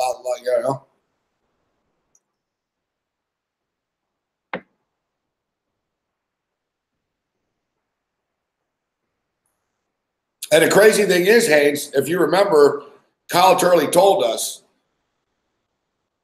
I remember I asked him, I said, hey, how's Casey Printers doing with KC? Because he was on the Chiefs. And he said, Gabe, I'll tell you what, he's our best quarterback. He goes, he's the best quarterback we have. And he said, it's too bad because he'll never play, but he's the best guy we have. And I said, really? And he said, oh, yeah. He goes, he's lighting it up in practice. He looks great. And he basically said the offense moves best with Casey Printers. But he told me, I remember he told me off the air after too. He goes, listen, because I asked him too about it. And he said, remember Brody Croyle out of Alabama? The old fucking bowl cut, haircut fucking deal. Brody Croyle, Alabama quarterback. God, he was bad. They drafted him in the second round for some reason. It's one of the stupidest draft picks in the history of the league. Like, nobody thought Brody Croyle would be a good NFL quarterback. Like, I don't know what the hell the GM saw at the time. So they drafted Brody Croyle in the second round, and they had Damon Huard or Brock. Which one was it? Damon. So they had this big draft pick, and they had this veteran. And basically, like Kyle Turley told me, he goes, Casey Printers is better than both of them, and everyone in the room knows it. And that was it. That's what he said. He said, fucking the coach, Herm Edwards. I guess Herm Edwards told Casey, he said, if it was up to me, you'd be the starter. And it just goes to show that, like, even a coach doesn't decide that shit, right? And it basically was, and they said, but the dumbass GM who got fired, they said the fucking GM drafted Croyle. They said, Croyle's going to play no matter what, even if he sucks, because the GM doesn't want to look bad.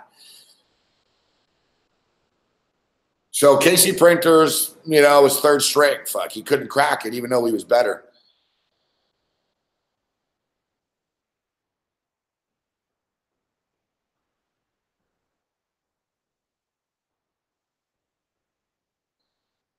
Come on, Grinch. Colin Kaepernick's done, bro. And we're not talking about Colin Kaepernick.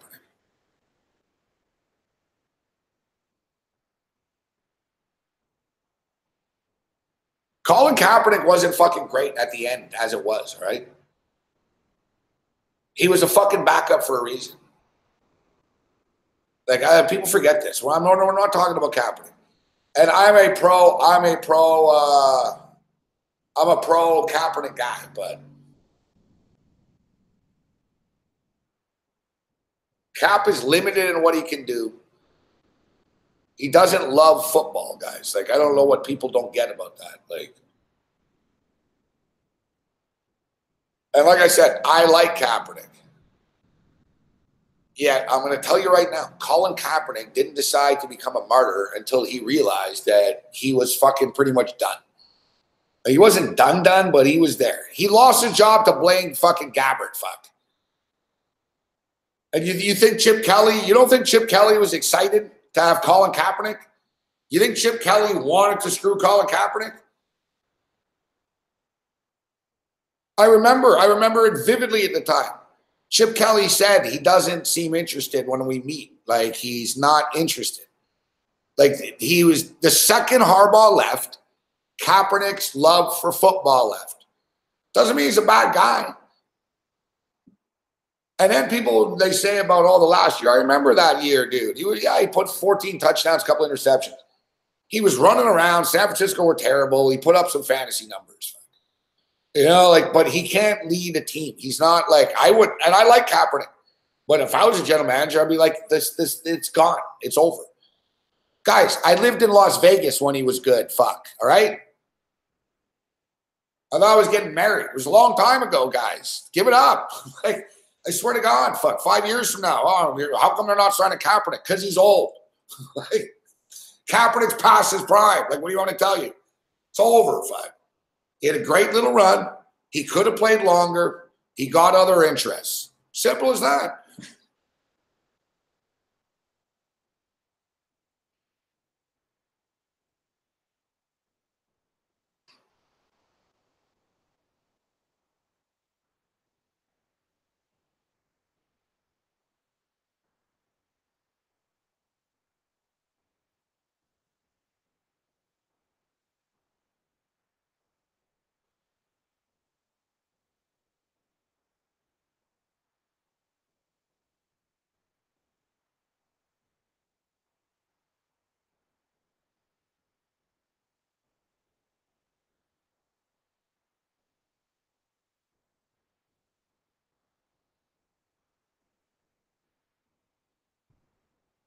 You know, right before, guys, about a month before, they thought in San Francisco that it was just that.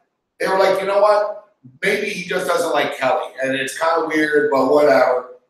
And, dude, I don't know, come back in a second. Remember, he went to Denver. John Elway told Colin Kaepernick. This is like the summer right before he started, like, really getting crazy. He met with him. He told Colin Kaepernick, listen, I'll give you the, you know, you want to be the quarterback of the Broncos after Peyton Manning? He said, you want to be a quarterback of the Broncos? He said, you be a quarterback of the Broncos, but you got to take $7 million. I'm up against it. You're making 11, I'll give you 7. Kaepernick said, no. That's not the sign of a guy that's desperate to play football.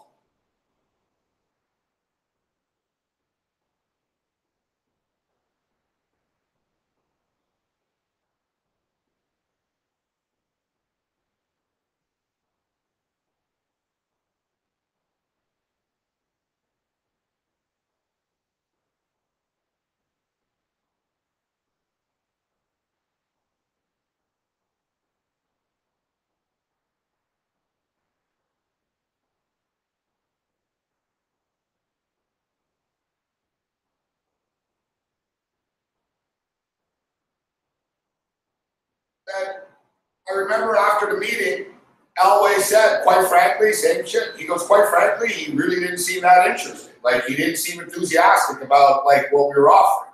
Not even the money, like the chance to, like, take over the Broncos and, like, everything.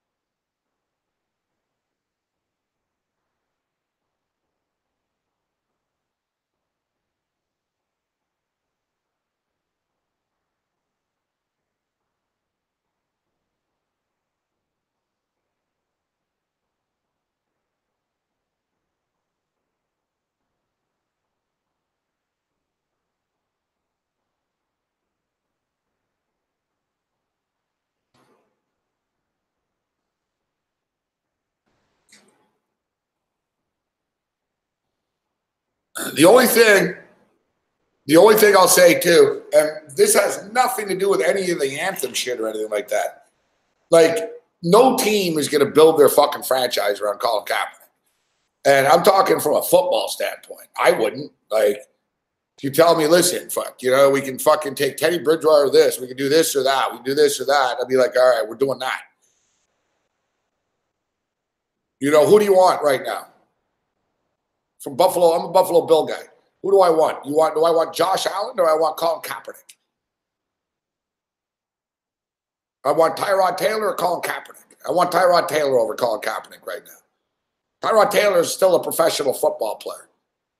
You know, Colin Kaepernick, you know, is a brand ambassador. Like, you know what I mean? It's different. Colin Kaepernick can play football. You know what I mean? Like, I'm saying if you put him in a helmet, he can throw it, he can do shit, but it's not his life. If I'm giving some guy fucking money, like, so what's the deal with Kaepernick? And we're going to move on from it, but so not only should Kaepernick be in the league, but you got to pay him too, like, or whatever. And it was low. They lowballed him, no doubt. But the thing is, Kaepernick didn't have any fucking leverage, man. It was like, bro, you're not, you know, there was signs. It was like, listen, fuck, your little magic wand of Harbaugh's gone. Like, him and Harbaugh were a match made in heaven somehow. And without each other, they were like, you know, it wasn't the same, man. And it sent weird signals to people. They were like, I don't know, like if Kaepernick, like if you're calling Kaepernick, you're tailor-made for Chip Kelly's offense. And you totally close your stuff off. Like, he didn't open up to Chip Kelly at all. Like, supposedly, like, I remember at the time following it. And even long before any of the anthem shit, and it was baffling. They were like, Kaepernick doesn't respond to Kelly. Like, he barely talks to him. Like, he just sort of looks at him when he talks. He doesn't engage with him. Not like, oh, coach, yeah, I love this system. Let's do this. It was basically, he was standoffish with Kelly from the get-go. And then it got to the point where he wasn't playing well. Like, he started getting out of shape. Then he showed up to camp all skinny and shit. He stopped lifting weights. And then, like, everyone always a big victim. You should look at the before and after. He went from fucking having a ripped fucking arm. Remember in the Super Bowl, fucking his thing, he kissed his bicep, fuck. It was the thing in America. Michelle Obama did it even. You know what I mean? Like, he kissed, that was his thing. He'd score a touchdown and kiss his bicep. He showed up one day and it was like, oh, he met some girlfriend. They went to Europe and fucking, yeah, he hates society now. And the bing. It looked like he looked like a tennis player. Like, he was all sort of, yeah, suddenly he had a fucking afro. He never had the afro before. Like, he showed up like it was basically like, fuck you guys. Like, hey, I'm back. You know, pay me. And then they were like, all right. You know, they were like, he's different, but let's play. And the camp started, and fucking Gabbert fucking was better than him. And they were like, we got a problem here. Kaepernick fucking sucks suddenly. And I don't know what his deal is. He's with some crazy chick that fucking put shit in his head. And now he's showing up wearing Castro t-shirts and shit. And oh yeah, he's not playing well on the field. He doesn't seem interested. But he's the big victim. If anything, he fucked San Francisco. Let's be real. It fucking paid him a lot of money, and then he fucking went all flake on them. You can protest shit without fucking doing what he did, man. All right? So anyways, enough of that.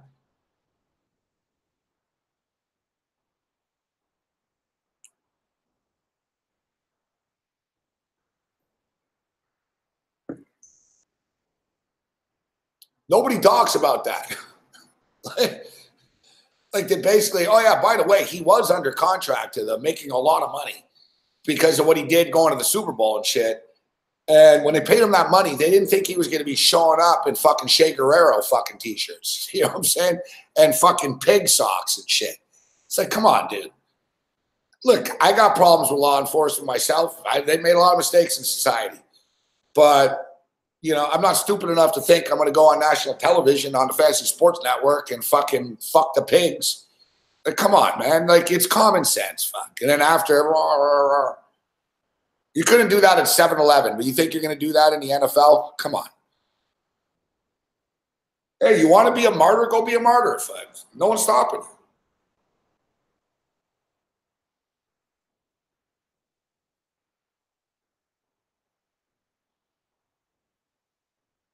I wouldn't call Antifa a fucking terror group, but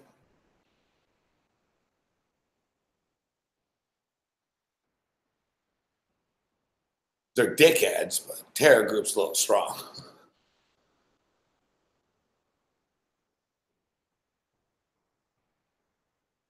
See what you did? This is all Reckless's fault or Grinch's fault.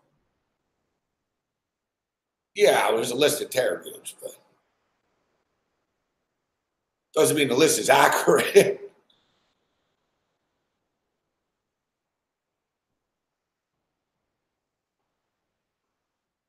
The Insane Clown Posse are terrorists on that list.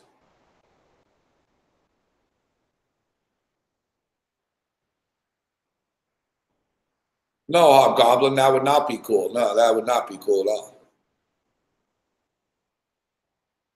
All right, stay away from the politics, everyone. Hobgoblin, that would not be cool.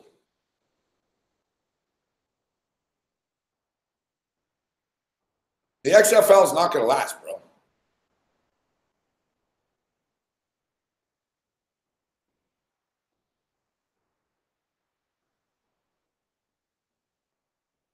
I'll give the XFL. Jacoby Brissett's really good, actually, Grinch. Yes. Jacoby Brissett is very good. I like him. But he's not great, but he's good. Jacoby Brissett's the ultimate backup. Probably the best backup in the league, maybe.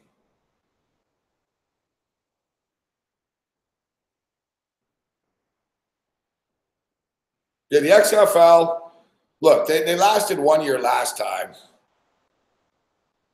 This is a little different, right? You know, Vince has more money now. And he also won't want the embarrassment of only going 1 year again. So, you know, maybe 2, 3 max.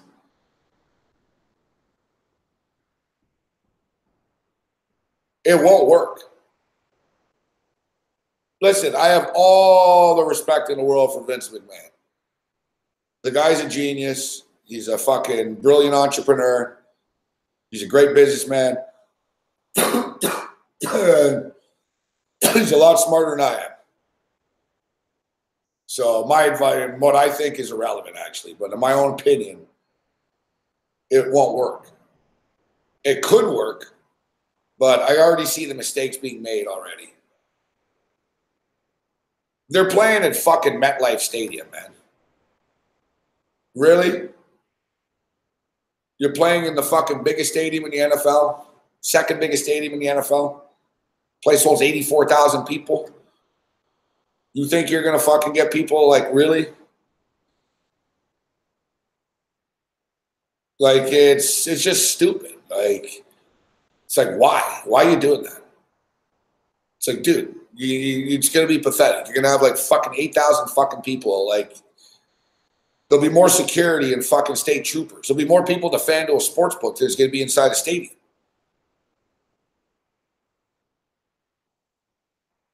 Like, people don't go. We see this in the CFL. Like, you can't put these teams in these monster stadiums and think it'll work. And think, oh, well, we have a great facility. Like the Argos. Like, people don't like in the Alouettes. The Alouettes, you know what I mean? Like, BC Place. Like, the most successful teams in the CFL are ones with smaller outdoor stadiums that is just tailor-made, like MLS style. Like, there's a few cities where they're playing in MLS stadiums, which makes sense. Like in LA, they're playing where the fucking the soccer team plays and shit.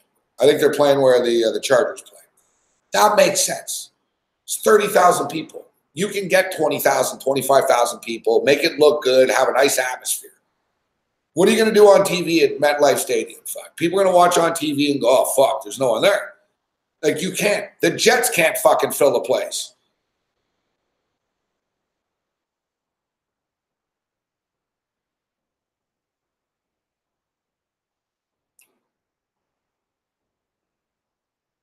Exactly. That's the thing, Kyle. Like, there should have been more. What's up, Johnny Cash? There should have been more, thought into no. We can't go into these monster stadiums. It's going to look bad. Like, Vince should know this as a fucking promoter. Like,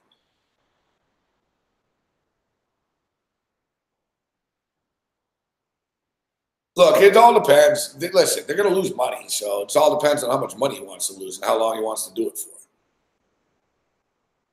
I'll tell you, there's a rumor, though, that I don't know if Lisa's still around. Oh, there you are, Lisa. Yeah, there's a rumor now Bob Stoops is actually going to coach in the XFL.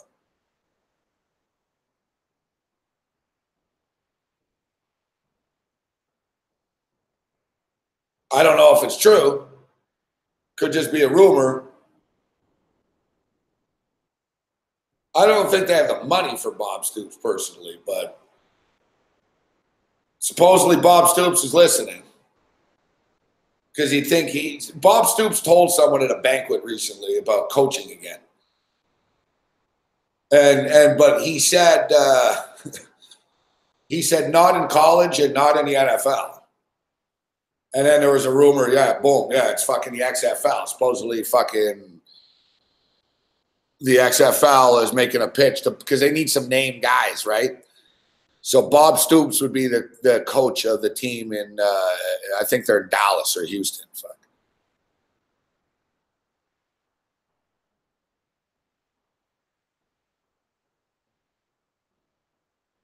Good stuff, Grinch.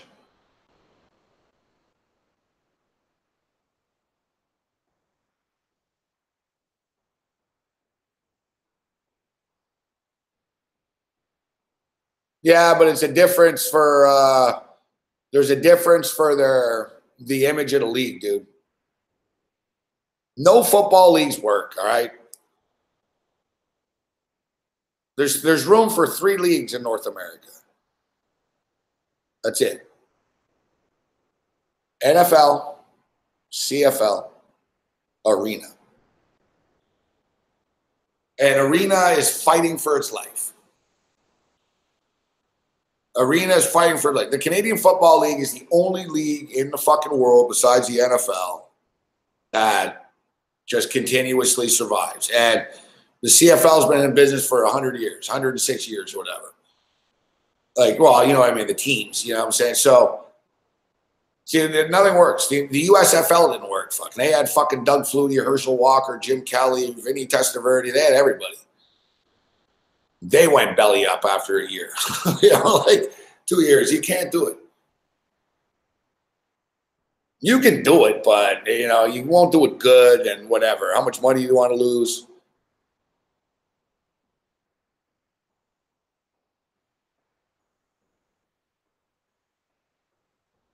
The CFL pays more, Drew. That's why the CFL has nothing to worry about with the XFL now. The CFL can give 2 shits about the XFL.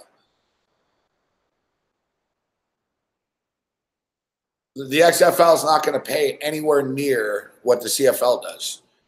CFL players are making pretty good money. You know what I mean? Like, compared to the NFL, it's not, but it still kind of is. Like, you're gonna make $350,000 with you're gonna go play in the XFL for $60,000. Like, they're gonna get a fucking lower tier player. You know what I'm saying? Like,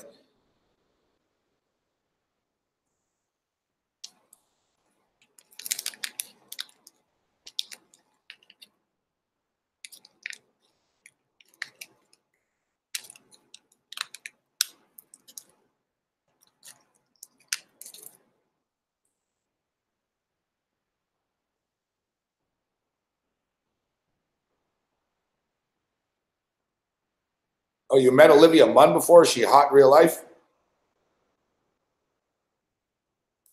I didn't know Mike Stoops was getting all these hot chicks, but I guess that's what coach's money will do for you.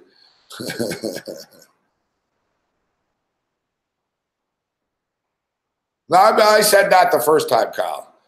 The XFL should have been more gimmicky the first time around.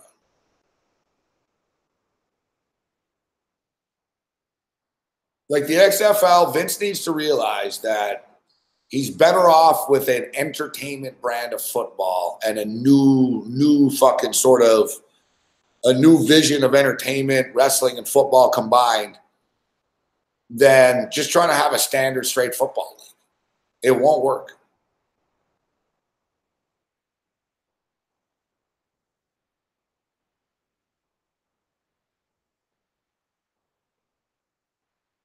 Now, to his defense, I will say,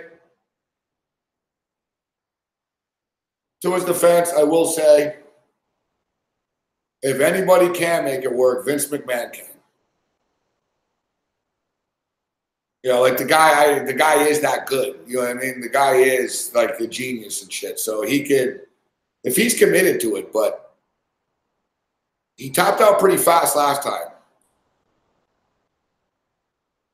But it's all speculative. You know what I mean? They're a year away from playing football still, so a lot of shit can happen between now and then.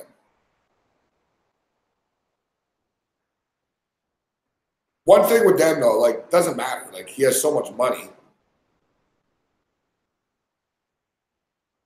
I don't know why, like Vince, like he should just buy an NFL team, really. I mean, the guy could.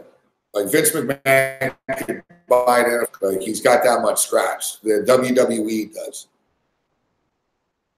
I told you, fuck. Like we were at the Score, we were the rights holders, so there used to be meetings, and I used to know all the WWE dirt and shit. Buddy told Garner. Garner was like, "Holy fuck, these guys have a lot of money." And there was like the Carl DeMarco, I think the guy's name was. He was like the president of WWE Canada, but he was also like one of the executive, pretty high on the executive branch or whatever in the WWE. And he basically told Garner, fuck, that he has like $95 million.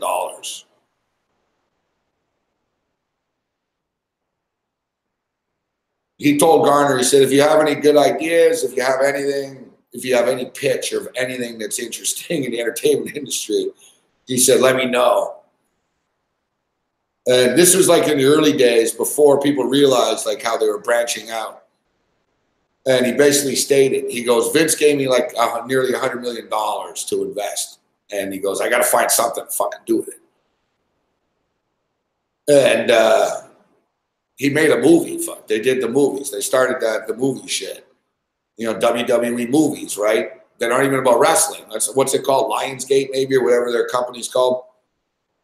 You know, they realized, all right, let's fucking get these guys to act, and we'll start doing movies and shit. So, like, even behind the scenes, like, they have money invested in shit we would never even imagine. Fuck, you know, like, but Vince has that much money that he's just giving $100 million to one of his cronies and saying, yeah, just fucking go spend it and come back with something, you know?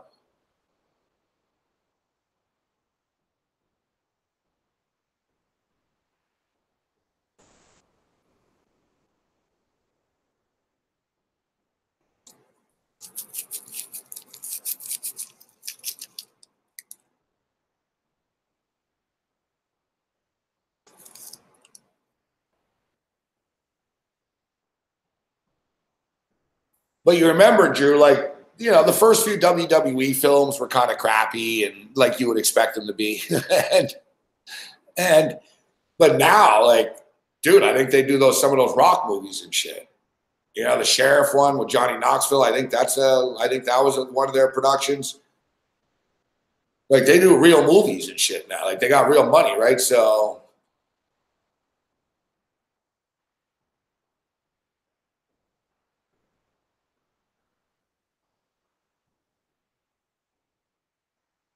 I don't know. Oh yeah, Walking Tall. That's the one. More cleavage. I hate that shit, Fanatical Jim. I don't hate cleavage.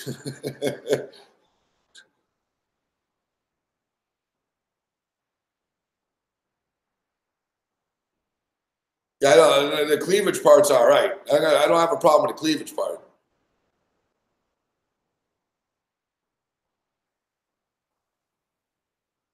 But I don't want to see Sean McVay's girlfriend during the game.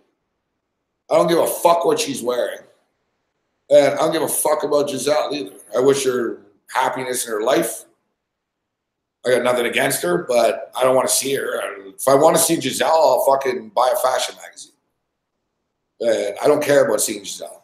Like, I'm not tuning in on Sunday night. I'm not hosting a show all day for 9 hours on Sunday because of Gisele.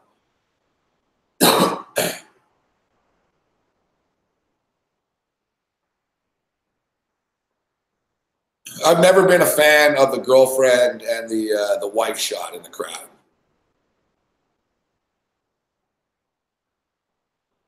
I'm not even a fan of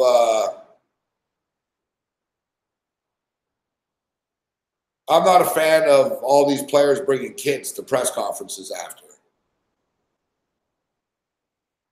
It's a place of business.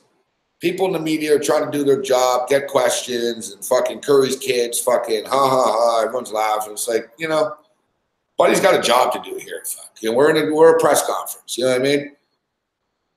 It's just it's like, just leave your kid in the fucking hallway with your wife and do the press conference and leave after.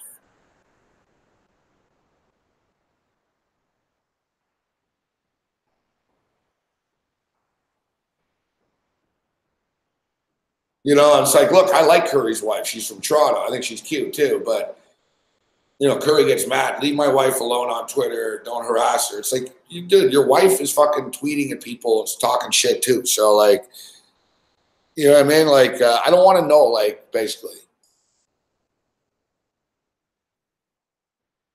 You know what I mean? I don't care who athletes are dating. I don't want to know. I don't need to know. Like, it's irrelevant to me. But that's the society we're in now, you know. Fucking Philadelphia 76ers games and Kylie Jenner sitting there and like.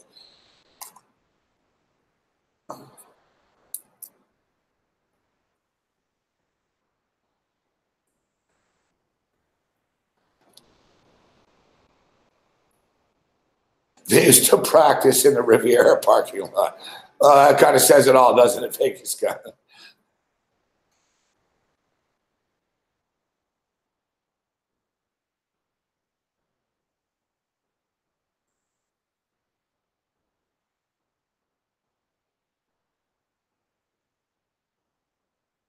You know what? I'll be honest with you. I don't think either of them are going to show cleavage, to be honest.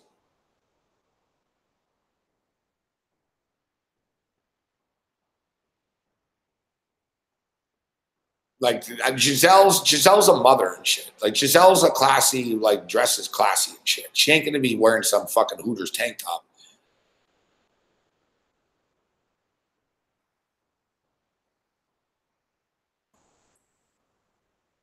I hope there's no cleavage on neither of them, fuck. Just so fucking everyone everyone to waste their time with that shit. I'll run through all my props. I gave a lot of them. I forgot to give this one on fucking the FanDuel video though. Tom Brady to pass for more yards than Jared Goff.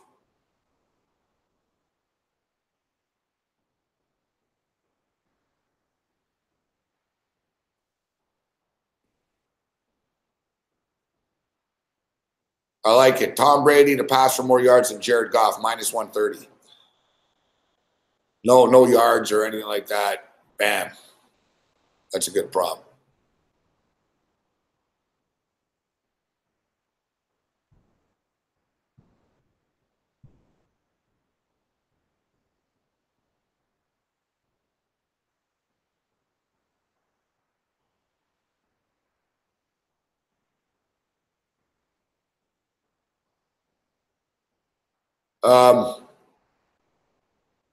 Other props of note.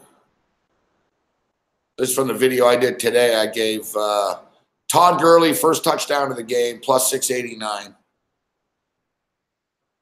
I think Todd Gurley is going to have a big game. Todd Gurley, first touchdown of the game, plus 689. Will there be a successful two-point conversion? Yes, plus 275. Largest lead of the game. This depends on your book. Fuck. I saw it at 16.5, but it seems like 14.5 is kind of the consensus number.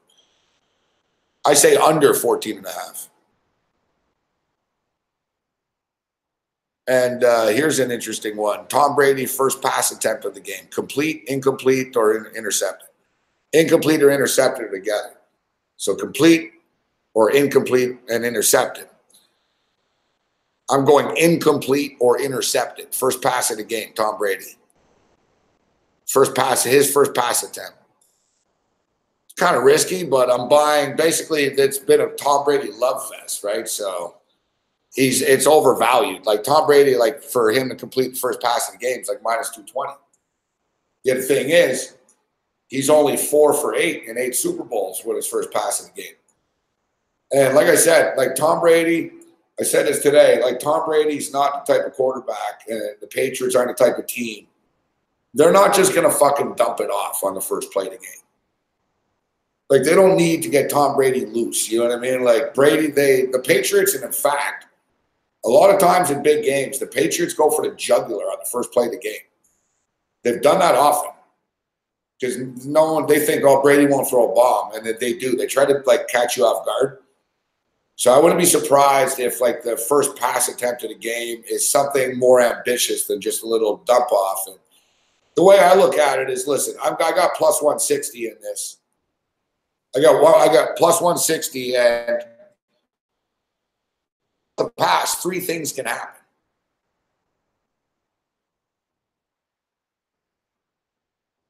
And even more, but technically 3 in that. Hey, it could be incomplete, it could be intercepted, or it could be complete. But I got 2 options out of the 3, and I'm getting plus money with the 2 options out of the 3.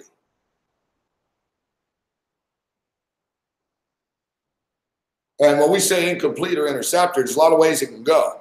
He can overthrow it, underthrow it. First play of the game, sail it over someone's head. He can overthrow it, underthrow it. Aqib Talib, fucking Robbie Coleman, the good DBs the Rams have, they can bat it down. They can make a play, fucking tip it, knock it loose. They can intercept it. It could get tipped at the line. And so there's like 4 things. There's a bunch of things that can happen on my side. Or, hey, he throws a fucking dart out of the gate. But if you remember what Marshall Faulk said earlier in the year about running backs, and he was talking about how good running backs will take a loss early in the game to set something up for later. Like if you cut it, like he was talking about LaShawn McCoy, and he said LaShawn McCoy always tries to fucking make everything a home run. And he said, Marshall was saying, you're better off where a couple of times you're like, shit, I could extend this and whatever, but I'm going to give away that little spin move or the cutback that I can do for a play. And like Marshall said, he goes, you got to sit on it and eat it sometimes and just bust it out later.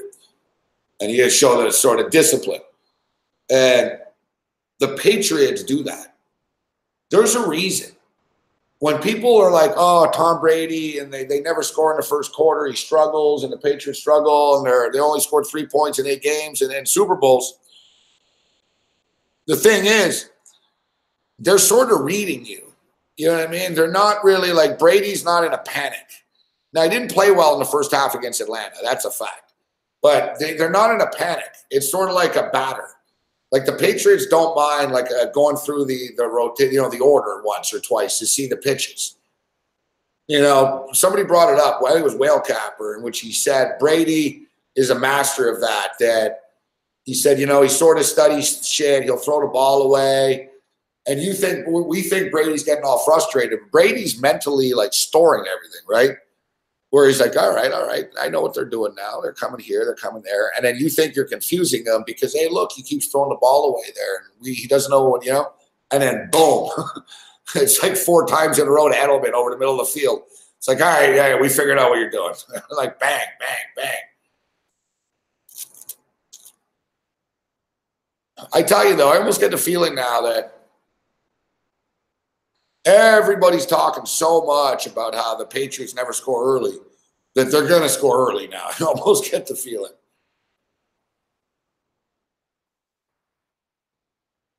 Listen, I think the game creeps over the number barely. I'm not full throttled in on the over here, but it's an over world we live in now. Super Bowls are 5-1 of the over the last 6. So we're going to go over the number. I got the Rams.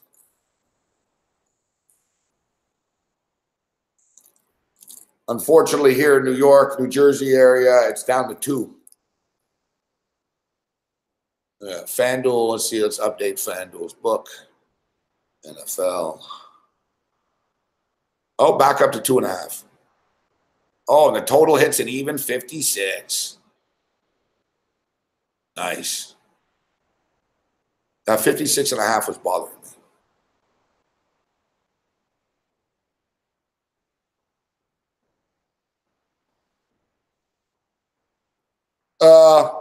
I don't love it, Kyle Johnson, but I would take the over.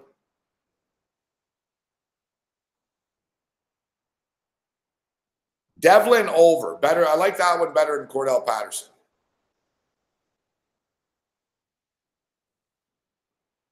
Devlin's part of the offense a bit, dude. Devlin rushes the ball once or twice a game, and he catches a pass every second game or so. And I tell you what, since I'm a machine and I remember these games play by play, Devlin made a real nice catch, if you remember, on like a 9-yard bullet.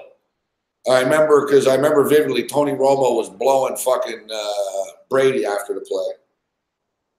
He's like, what a pass. Oh, my God. I was thinking, what a pass. Fuck, this fucking fullback just caught this over his shoulder.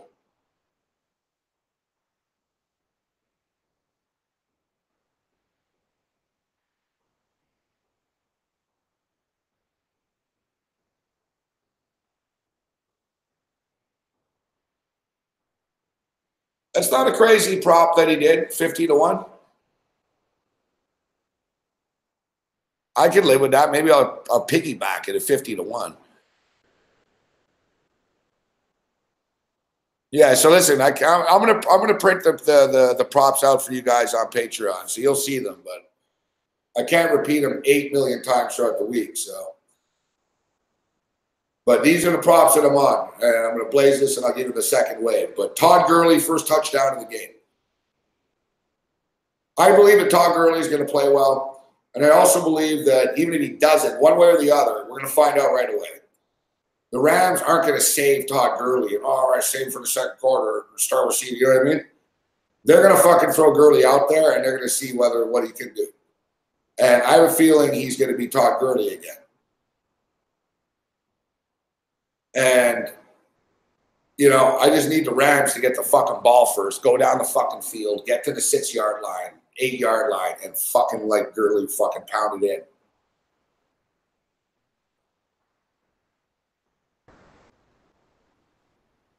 Even inside the red zone, like just get him the fucking ball from the 18. He can pop one. I mean, the guy is one of the best backs in the league. We've forgotten it because he hasn't done it in 6 weeks. Yeah, he's been hurt for the last 2 months or so, but they're saying he's not hurt. They're like, you know, he's not 100%, but he's not fucked up. Put it that way. He just hasn't. You know, it's almost like conflict diamond. You know what I mean? Like. It's like, yeah, the surgery went well, but he's just not pushing. He's not the same, you know?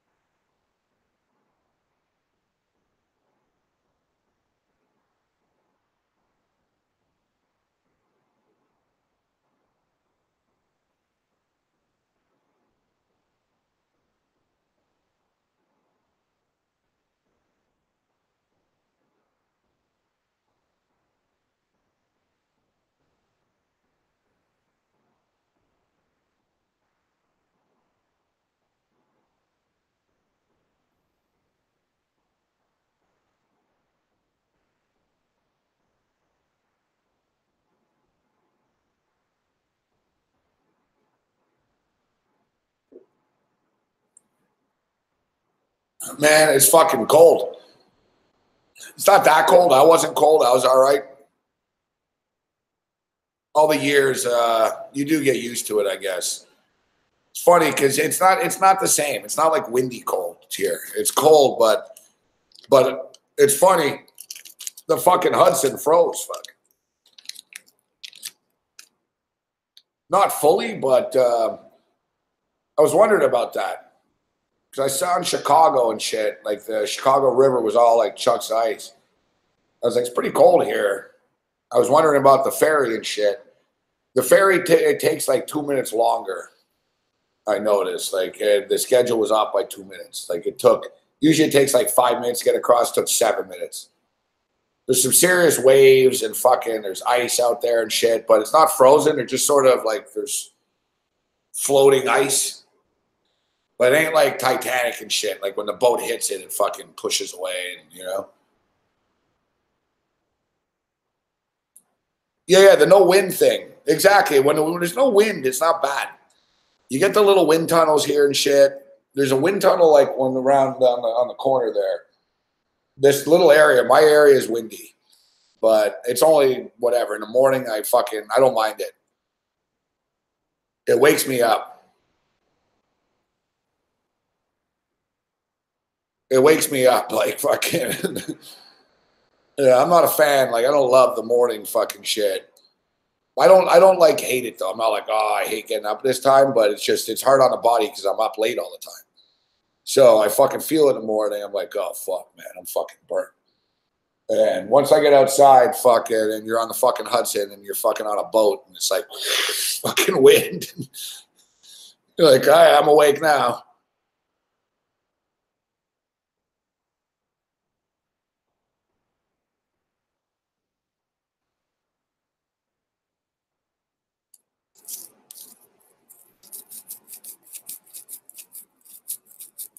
But tomorrow it's supposed to be pretty nice, but I look forward to seeing Cam.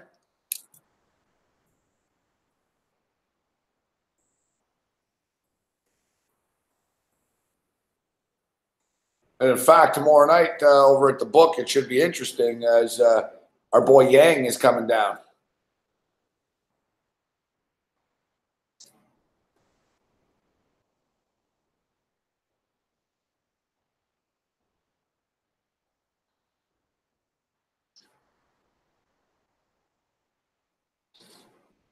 Our boy Yang, and Corey and a couple of his buddies from Harlem. Yang lives in Harlem too, right? So they're going to go together. Me and Cam are going to go together. Cam's going to get in at about 4 or 5. He's supposed to land at 4, right? He leaves at 2:35 or something. He's supposed to land at 4. You know, we'll see. Fortunately, the weather's good.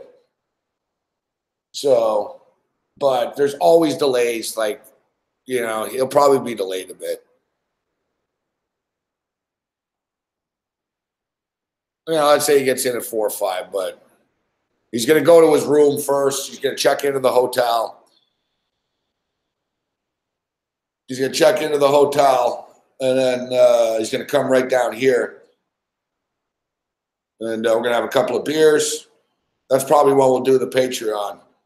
So the Patreon tomorrow night will probably be early, like at fucking like 6 or something like that.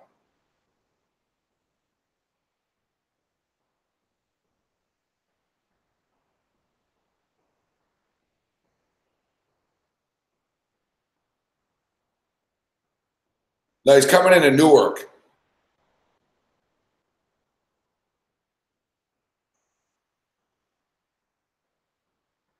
He's coming into Newark, so that'll be pretty smooth. I'm going to call him in the morning. I'm going to fucking make it easier. I'm going to tell him, because he said he was going to take an Uber from Newark Airport to the hotel. And I'm going to tell him, actually, I don't know, man. Maybe he should just take an Uber so it keeps it simple, but it's not that complicated to take the train.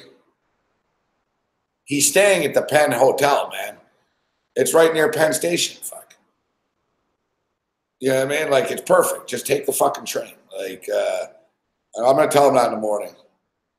It's a little bit, it's not that bad. Like, at the airport, like, I was confused the first time or second time I did it, but I got it down now. Basically, you got to, from the airport, you take, it's like a shuttle thing that takes you to this other station.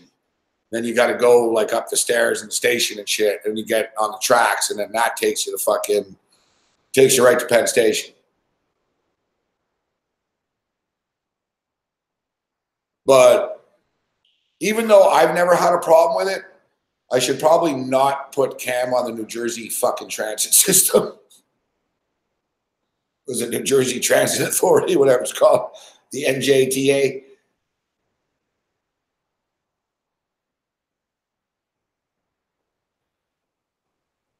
Like Cam wanted to fucking take the bus even to the Book.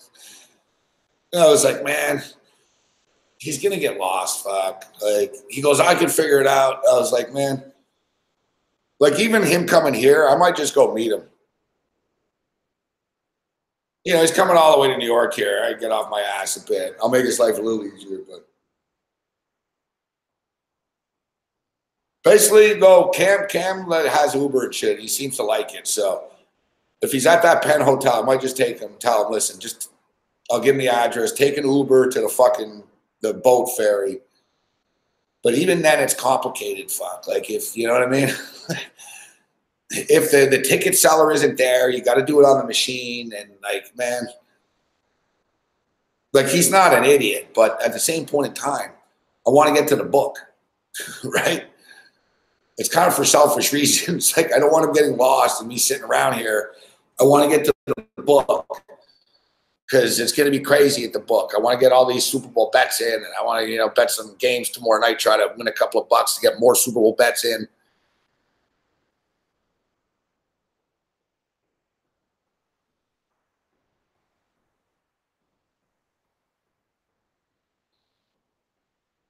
What's up, Johnny Cash? Thank you. Nothing wrong with a 2-0. Yeah, that's the whole thing. That's the whole thing, Drew. It's like, man, he gets to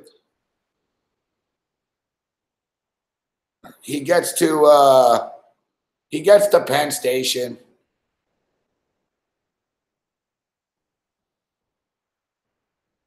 And then what? He's got to find fucking gate 224. Like, what is it, 222, whatever it is? Yeah, Cam would be like, oh, I was there, and then some guy started talking to me, and a homeless dude, and I ended up, I'm at this tavern, we're in the bar here. Cam will end up in the Irish pub, fucking Penn Station. Fuck.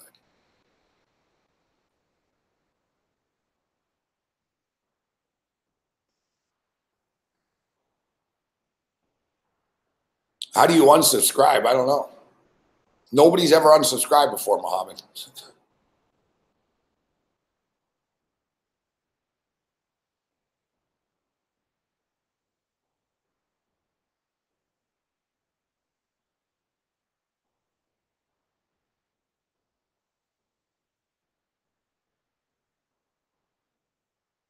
Well, what are you guys arguing about anyways?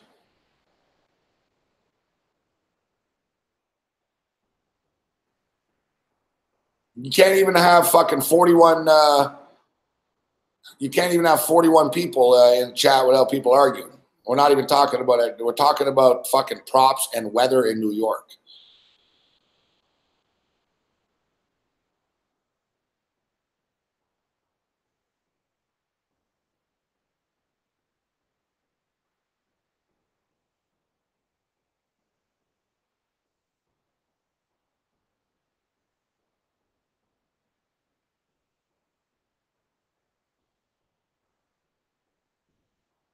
All right, I guess it's good I didn't get in on the second half over. It doesn't look like it's going to hit, but at least we went 2-0 here. Yeah, everyone take a chill pill. No reason for everyone to be Super Bowl weekend. No reason to be fucking fighting about anything.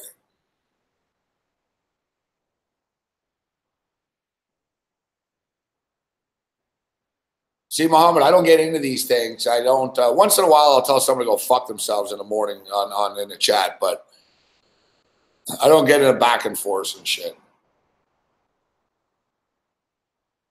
I ignore like half the fucking tweets I get. Like I start reading them. Like I'll read every tweet pretty much, but I'll start reading it, and if like I see whatever, it's a waste of time, I just go to the next one. I don't even fucking read it all. I don't have time. Fuck. I don't have time, and I don't care. Like I really don't give a fuck.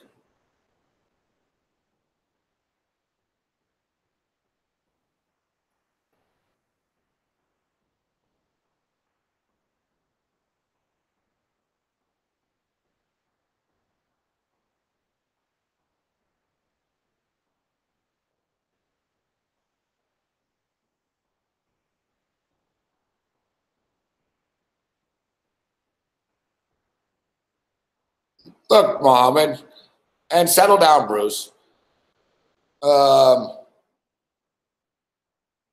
Listen, not everyone has to be buddy here, right? If you're gonna have your differences, you'll have your differences, but don't be immature about it. Anybody, stop going back and forth. I wasn't paying. I'm not really paying too much attention to the chat. You guys pay, but I don't know why you pay just to be fucking dickheads with each other. Like Ryan Haynes going after Bruce is acceptable.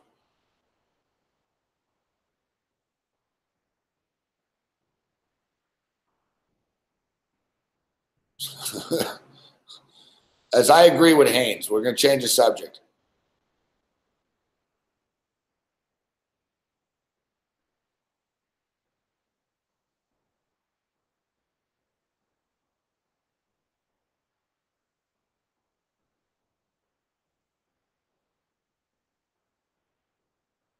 as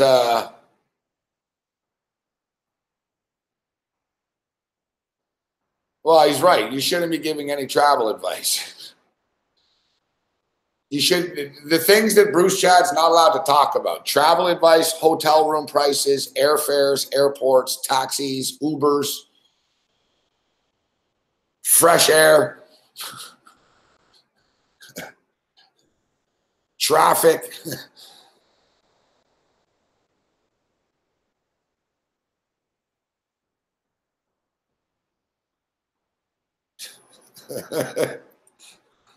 I'm sure there's a longer list of things. Sunshine, good pizza.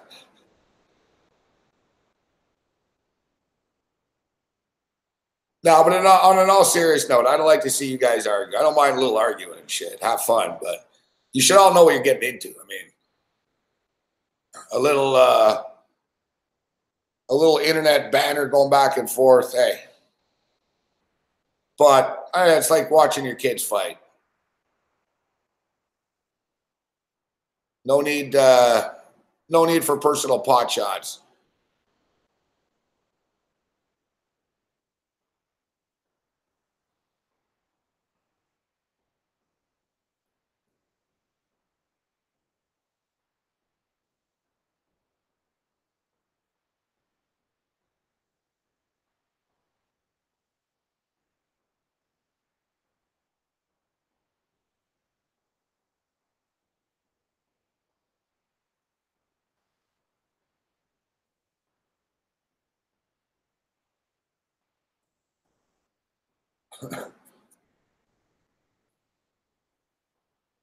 Yeah, listen, we don't want. Yeah, you can call me daddy.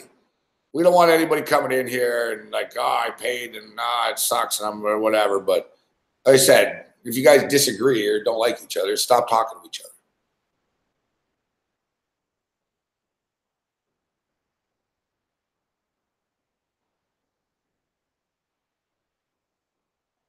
Yeah, you know you got a problem when fucking Reckless is the same one in the room.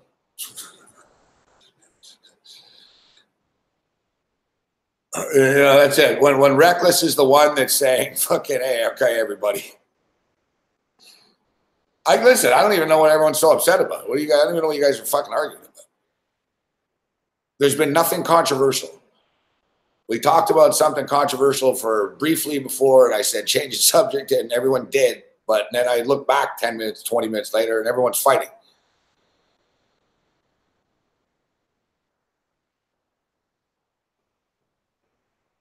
I'm even staying on later right now for this bullshit. So everyone grow up.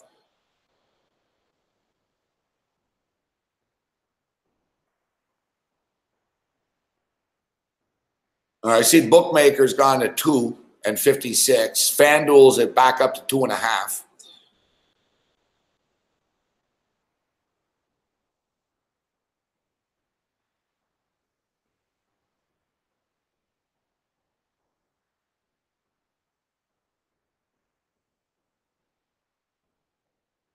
I got an email here now from Cardano. Now suddenly he's worried we're going to get wasted. Four was like, I have fun. You know,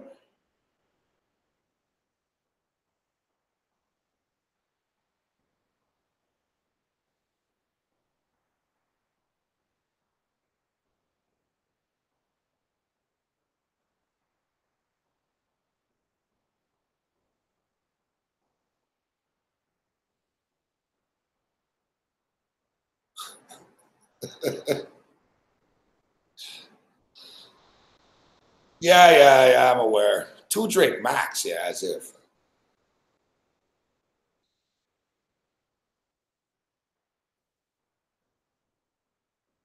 Where's the email? I was going to read it, but this is another one, he said.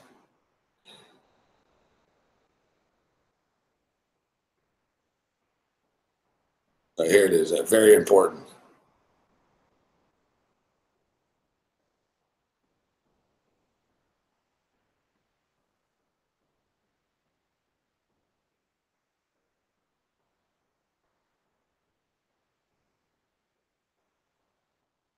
basically, a lot of people are going to be watching, and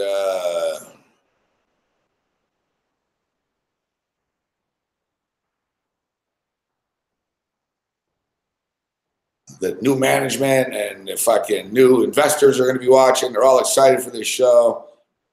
That's what he says. He goes, have fun. The guy spoke to him today, even after this email. I was like, what do you mean by like this? I was like, he goes, listen, he goes, you know what I mean? He goes, just don't like get fucking crazy. He goes, get crazy for the game and shit. But he goes, if and Cardano's a good guy. I told him, I said, listen, I said, we're just going to be drinking beer for the most part. I said, I'll drink beer. And I said, when I hit the booze later in the game, I told him, I said, I'm going to have a helmet on. It was funny. He was cracking up. I said, don't worry, I'm going to have a helmet on. I said, it's going to be me just sort of walking around more than talking and shit. So he's like, good. And then I told him even, I said, if in the second half, because I'll be all right. And you know what I mean? I said, just in case, if I do start to get a little lit, I said, I'll just fucking leave. I won't leave. I told him, I said, I'll just go watch the game in the bar, and they could just sort of say, Morency's fucking stressed. He stormed out. We'll make a bit of it type shit, you know?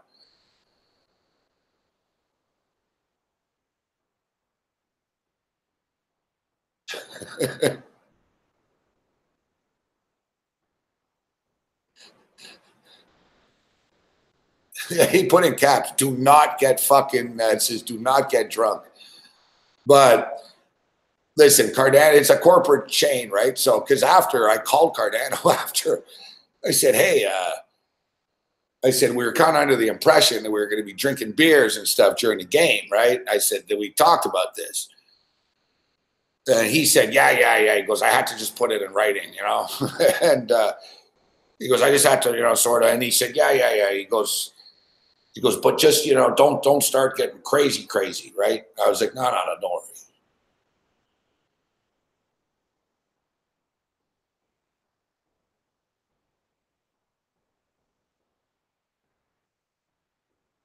No, you know what? If you guys remember last year, I did the betcast on SBR. I drank beer during the game. I wasn't drunk even.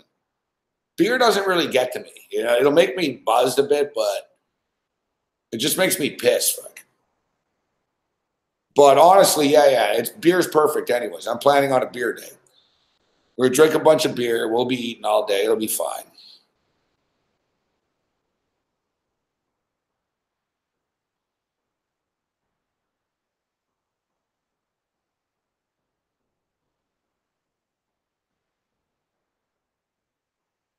Yeah, no, I was gonna cancel it. Like, I'm dead serious. Because that wasn't part of the deal. The part of the deal was we were gonna have a party, but right? And sort of broadcast the party. And then it turned into this serious shit. Now we're on the radio and they're picking it up on fucking TV and early and like, so like basically when I saw the email, I was like, all right. I was like, well, I said, we'll do the show from 3 to 6. We'll do a fucking solid, straight edge fucking pregame show. And at 6, I'm just going to get drunk and watch a game at the bar, you know? But like I said, I called Cardano right after I read the email. I said, hey, what's the deal with this don't get drunk shit? And I told him, I said, listen, I said, I'm not drinking vodka and getting crazy. And he just said, he goes, well, you know, I'm just a little concerned, you know. He goes, you, Corey, and Cam are going to be alone together. He had a good point. He goes, you know, it's just you, Corey, and Cam. And he's like, just, you know, try to, you know, keep things in check. And then he even said, until later in the game, you know? And then I told him it was funny. That's what I said. I said, yeah, I remember because he loved last week when I had the helmet on and shit. And I said, yeah, I said, don't worry. I said, I plan on putting a helmet on and I'll be standing around, pacing around more than talking.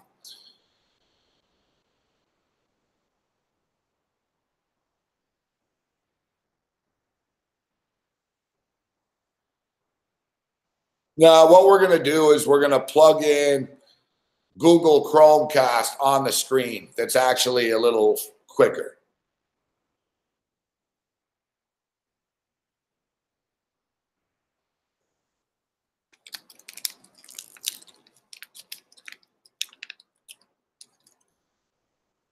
Yeah, exactly, Big Will. No Smirnoff Ice and fucking great vodka drinks and shit like that. No, I got to do a show the next morning too, right? Like fucking, that's another thing. So I can't like ultra piss them off and get smashed. And then like fucking be all fucked up the next morning again. No, I'm gonna have a good time. Listen, I get it. We'll have a good time. It's the Super Bowl. Like we're not working at the Mormon church here Sunday, right? Like and in fact, Cardano, Cardano's paying for it.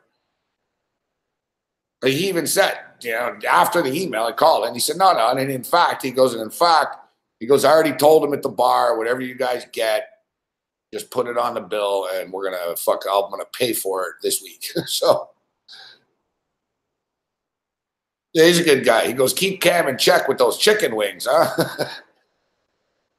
Because it's free food for us too, right? So, Corey right away, when Corey heard that, he's like, I'm going to order so much fucking food. I was like, oh, this is great. Fuck. Cardano's going to fucking bitch at me. I fucking told you guys to keep it in check. It's fucking $600. It's fucking dollar wing night. You said $600. Like,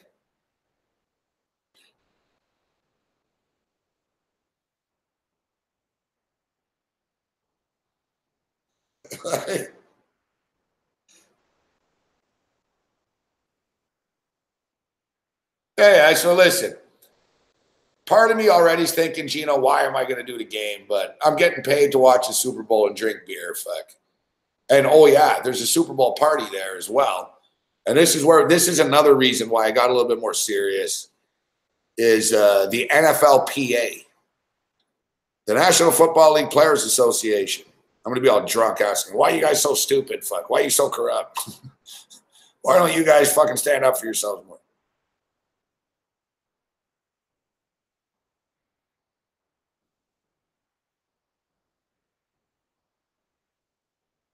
So hey, this is good shit. And what's nice about it, we're not piggybacking. It was sent to us. They told us. Our boy Sam Garnes. Here's an email. Sam Garnes. Fuck. National Football League Players Association is having a VIP private Super Bowl party at Versa. Sam Garnes. Fuck. Saying we're having a party at Versa. Fuck. He's going to come on and we're going to bring all the guys on and shit. And they said, here's the contact number. Contact Noah. If you got any questions or anything, Noah's going to be there. Fuck. So basically, fucking, it's going to be awesome, man. The National Football League PA. This is the good part about being in New York, finally. Like, you get these sort of things. I heard Latrell Sprewell is going to be there, too. Latrell Sprewell is watching the Super Bowl there.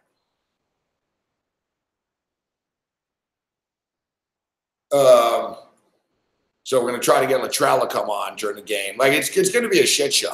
Like, I'm going to have a helmet on. Latrell Sprewell in the house. What's up, Latrell? Who you got?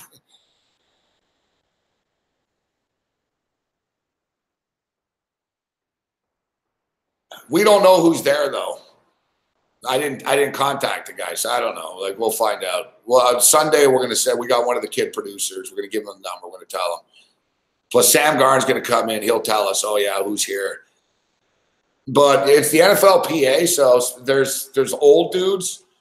But supposedly last year they had a Super Bowl. The NFLPA was at Versa as well last year. And supposedly it was off the hook. Like, they fucking got pretty lit up. And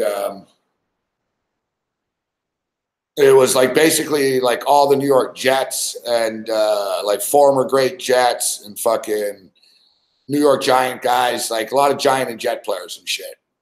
So who knows, man? Maybe we get fucking lucky tomorrow, man. Fucking Odell Beckham or something's there, bro, you know?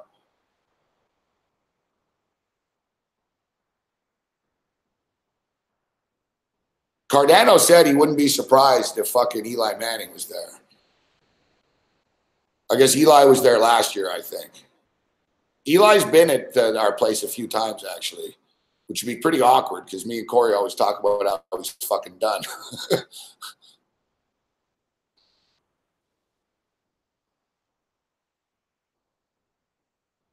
Oh, yeah. Mike said Wayne's going to be there. Yeah.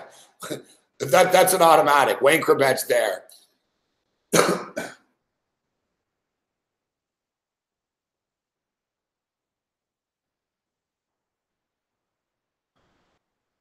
That's an automatic.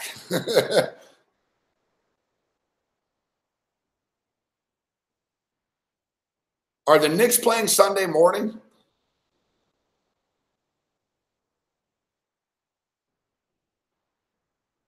Somebody said the Knicks are playing Sunday, and I don't know though. Latrell Sprewell is in the fucking Versa bar like 2-3 times a week. Like he does business with the hotel, or he's got something going on. Like he works for the Knicks. Like he's an ambassador or whatever. Like because whenever the Knicks play, he's around. But basically, like everyone's like, no. He's always here in the hotel, like fucking every day. He's got a business. I don't know. He's got some business partner. I don't know. They meet in the hotel every day.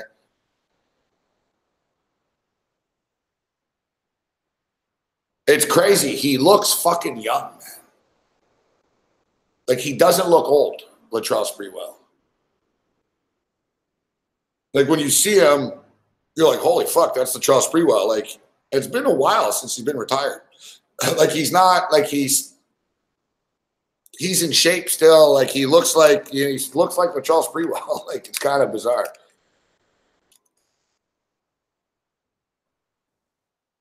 So yeah, so that's a part I forgot too. So that's another reason why suddenly they're a little more serious.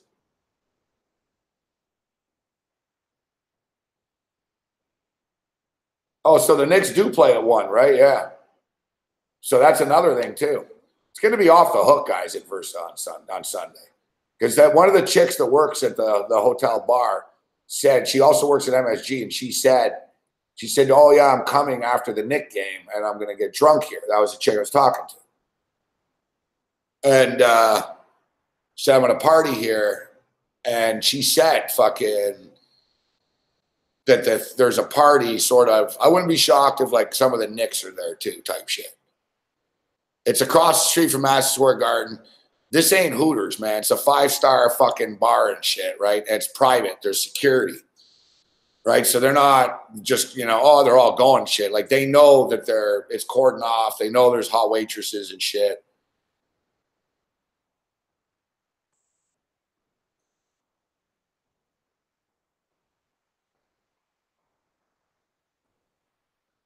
Like Versa will be open. Yeah, let me know, Drew.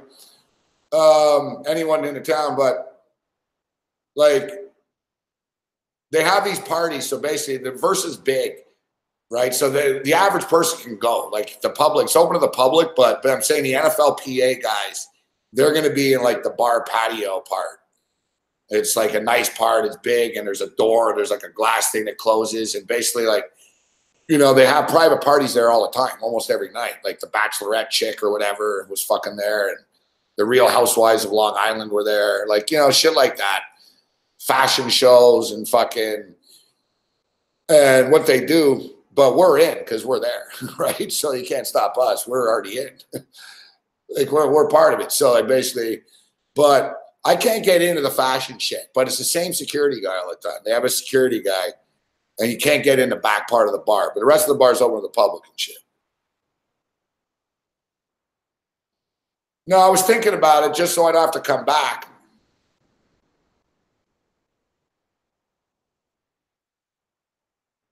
Back and forth, but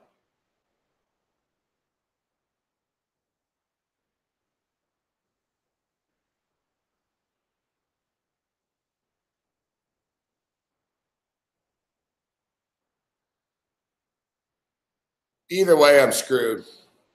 Like I said, I'm going to be drinking tomorrow night. So I'm less hungover on Monday morning, believe it or not. If I just save it till Sunday, I'll be really hungover Monday morning. And I'll get drunk quicker on Sunday. Like, trust me, I know myself. So, like, I'll get drunk tomorrow night. Not hammered tomorrow, but I'm going to drink. I'll drink at the sports book with Cam and shit, some beers, a couple of vodkas. Sunday, I'll be fine. And then I'll just drink beer through the game for the most part. And if I want, I'll start to ramp it up late.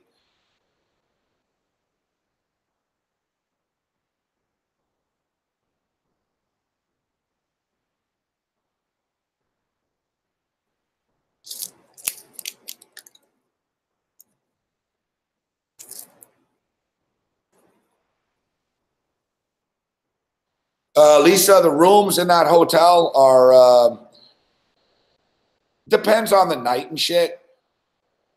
Let me see how much is a room this weekend. It's a good point.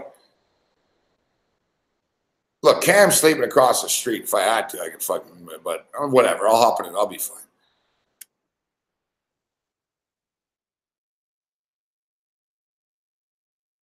Renaissance, Midtown.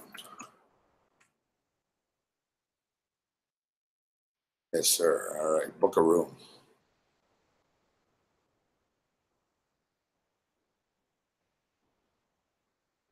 It is Sunday night.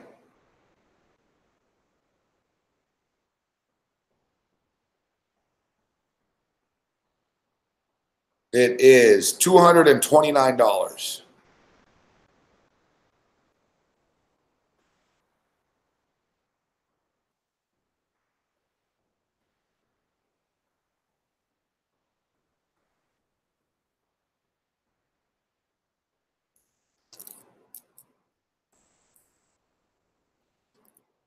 I think we get a little bit of a discount rate. Not much.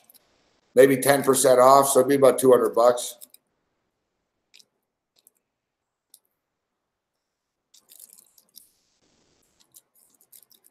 They used to get rooms and shit, but they're not. There's like new management or something in the hotel. Like they had deals before. They're not the same. Like before, like the studio like now they don't like us there. Like Versa's not big fans of ours. Like before it was Rock and Riley's, and they loved the studio and it was built when it was Rock and Riley's. But now it's more upscale, so it's kind of awkward. Like I said, it's very upscale, and you have fucking me fucking yelling and fucking Corey in the studio, and you know what I mean? Like it's a weird dynamic.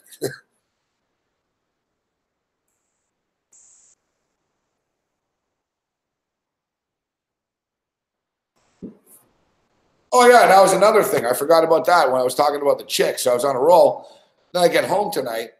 I never look at Facebook, but I saw it a message. So no one ever sends me a message besides Brian. and or a friend request. I was looking at friend requests. I was like, holy fuck, I have a lot of friend requests. I'm not a Facebook guy, right? So I'm never on it. So I look, I'm looking through, and then I see. And it's like every time I see a friend request from a chick, I know it's fake. It's like, oh yeah, it's like one of these fake fucking model things or whatever.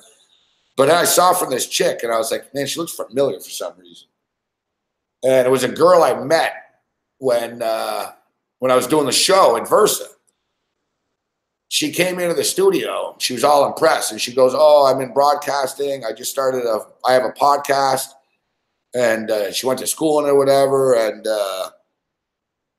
it's like an Asian chick, and she was really like happy. She's like, "Oh my god, the studio is so cool." It's fucking crazy, man. She took a picture sitting at the desk at our studio. She goes, "Can I take a picture?" It's her avatar, fuck, it's her face. So I sent her. I accepted the friend request, and then as soon as I did, boom, I saw there was a message from her and shit. She goes, "Oh, I'd love to. I've looked you up online and blah blah blah. You're quite the character.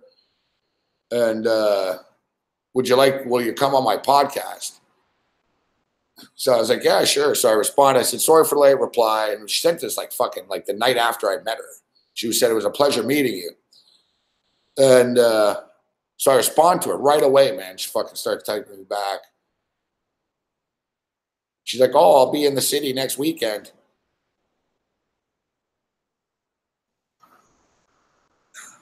So I was like, all right. I said, all right, let me know. So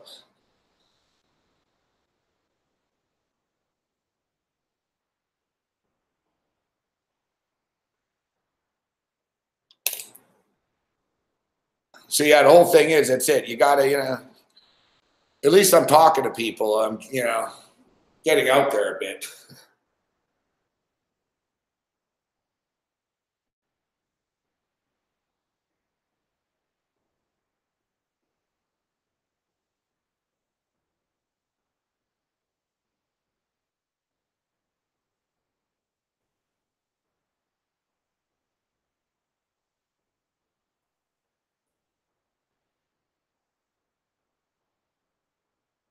No, I think she's like her show. I think it's about politics. I don't know what her politics are though. I'm gonna look it up. She sent me a link to her past shows and shit.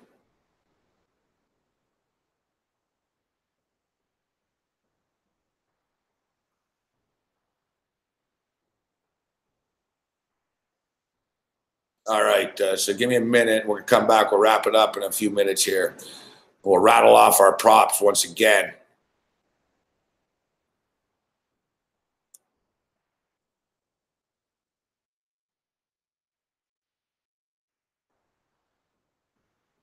I swear to God, I thought yesterday was the first. Like I really did. Like I was under the assumption yesterday. Like I said, I looked in my accounts and shit, like banks and Patreon and everything. I'm looking. And in my head, I was like, yeah, the first is Thursday. And see, yesterday, I'm like, I log in. It was only after the show, basically, last night. I log in. I'm like, what the fuck? I'm like, why is everything empty? I'm like, it's fucking 2 in the morning on February 1st. Fuck. I look at my cell phone. I see February 1st. I'm like, son of a bitch. Fuck. Like, I thought it was the fucking first.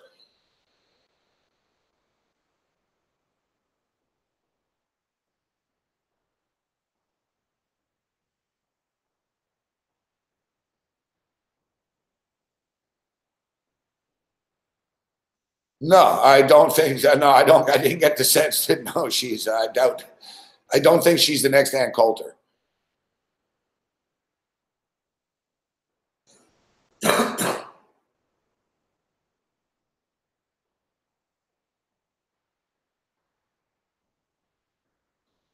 I don't know. She seems kind of straight though. Like that's the sense I got.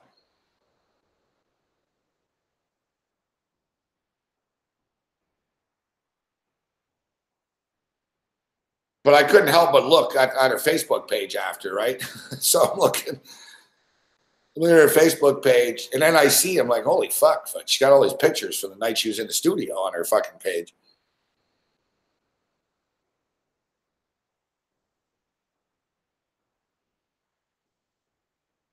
But yeah, she seems like a cool chick. And type of chick I would never talk to, right? So it's good to get out of your comfort zone in the world.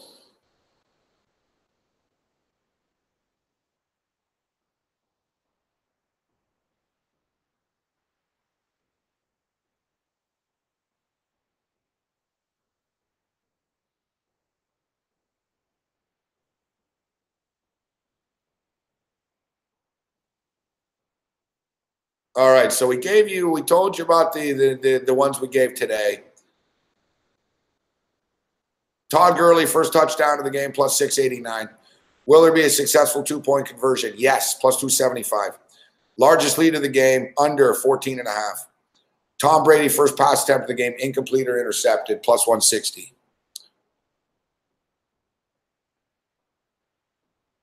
Will Jared, who passes more yards?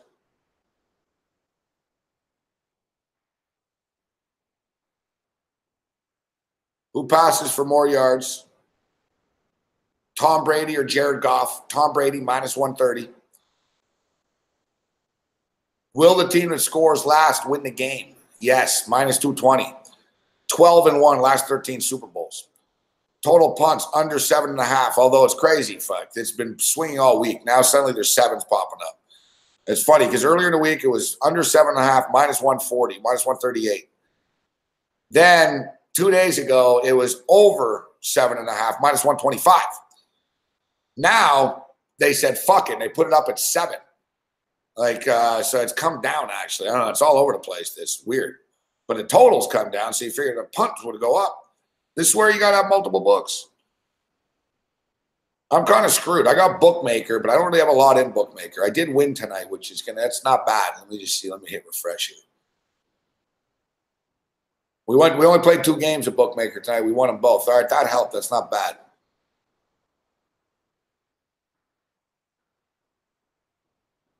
I got to try to chip away again tomorrow and get this shit up here. I got $108 a Bookmaker right now. I'd like to get it to like fucking, I was hoping that you get it to like 500 by Sunday and just let it ride. But FanDuel at the sports book, you can't bet long field goal prop. Maybe now it's the Super Bowl, they'll have it probably. I didn't see it. Fuck, I'll look. You can bet it online though. That's the thing. Like, it's aggravating too. Like, you can play a teaser online on their app. So you can tease the Rams and the over, but you can't tease the same game at the book. It's fucking annoying. And so, like, I like teasers in the Super Bowl too. And I'm going to have to play a teaser online and just, I'm going to have to play the Rams. I'm going to have to play the over. I don't have a choice. There's nothing else to tease it with.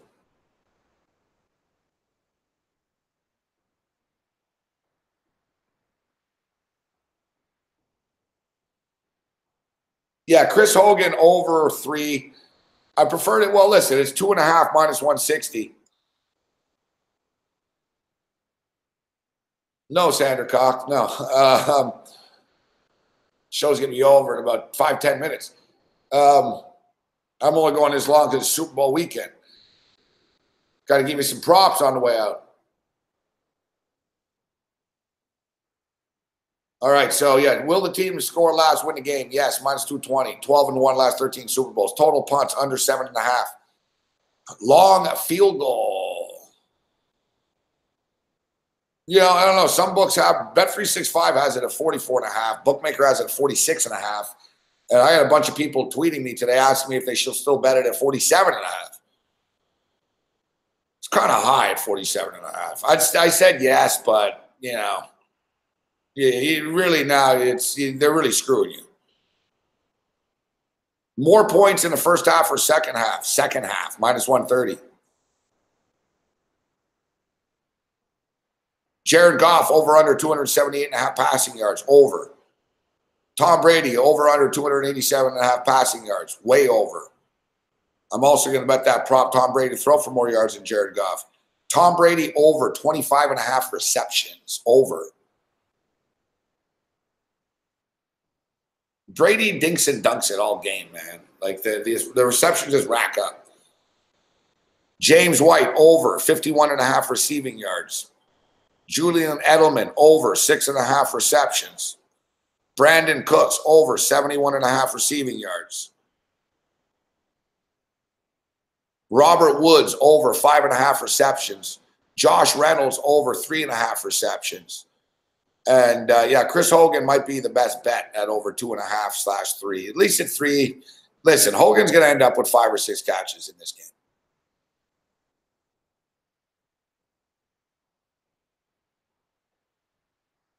No, I will not be live for the book tomorrow, Pick Machine.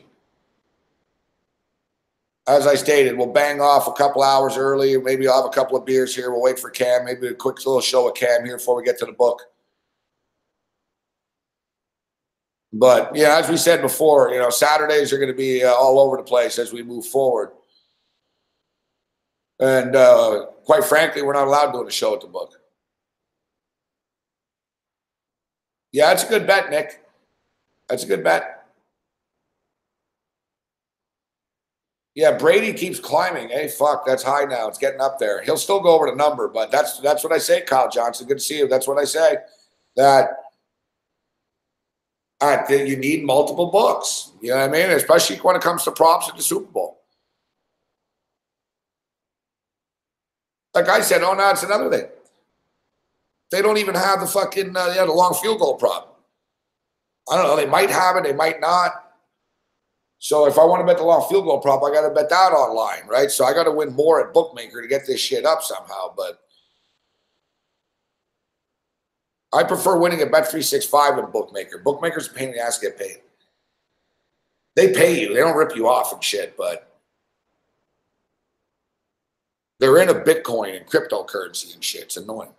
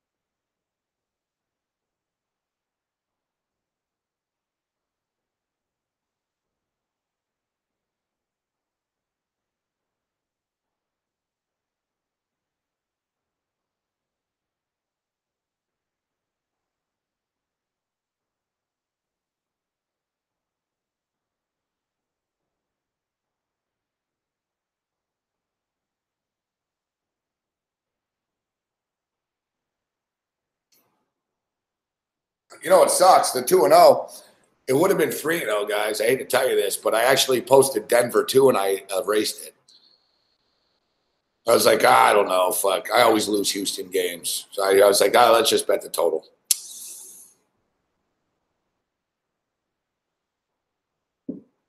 All right, so we got to get out of here, man. But I got to start to think too. I talked a big game about laying all this on the Rams, but I got to be smart. I'm looking, all right, how much this is going to pay? Fuck, plus 115. That's bullshit. Fuck. FanDuel has it at plus 118.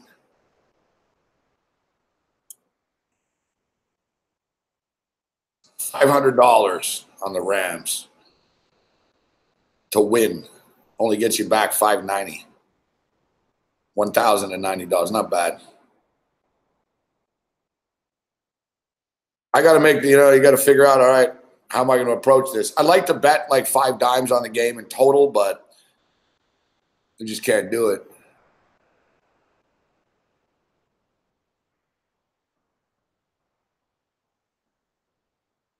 We got to pay off more. You know what? I've done really well with the fantasy stuff.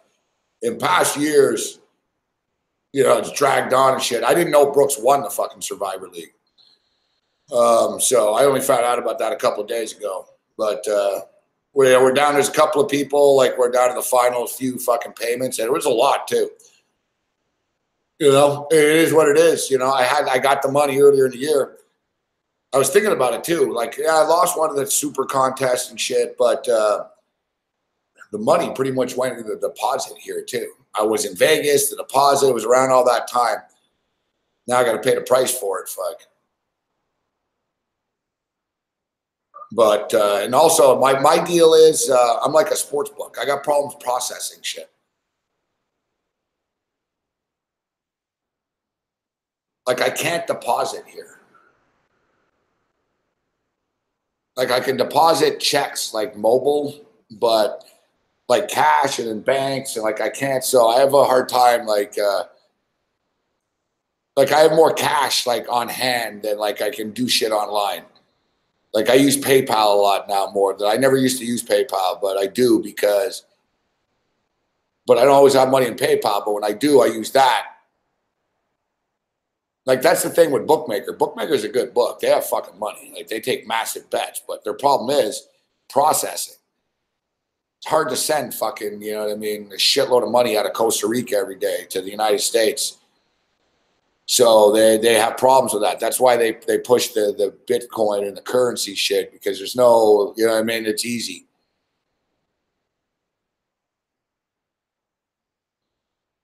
I appreciate that, Bruce. Thank you. Yeah, we need some rest. I'm fucking dead tired this week. It's been a grind, man. Said every week is a grind. It's not like it ever gets whatever. But hey, man, got to live life when you can, right?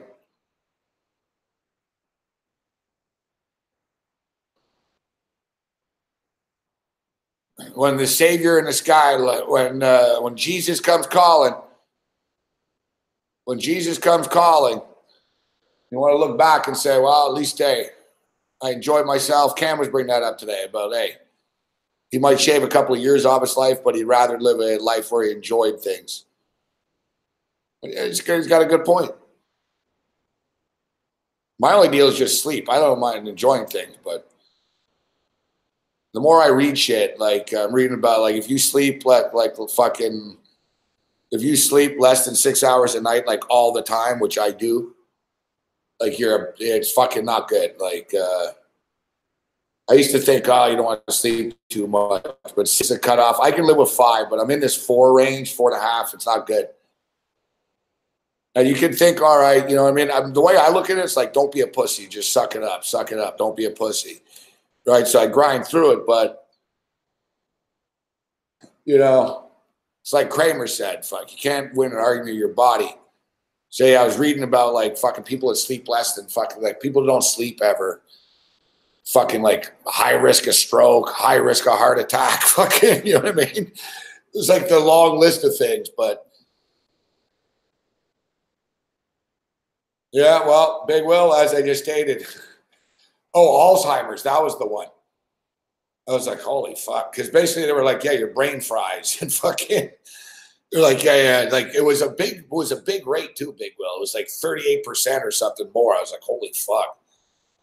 And it wasn't one of these crackpot fucking tests. It was basically, they were like, yeah, it's not good.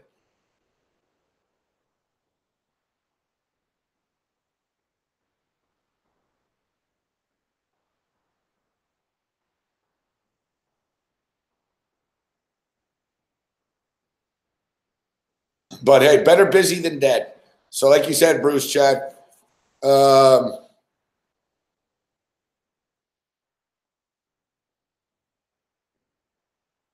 going to get some rest, and it is a big weekend.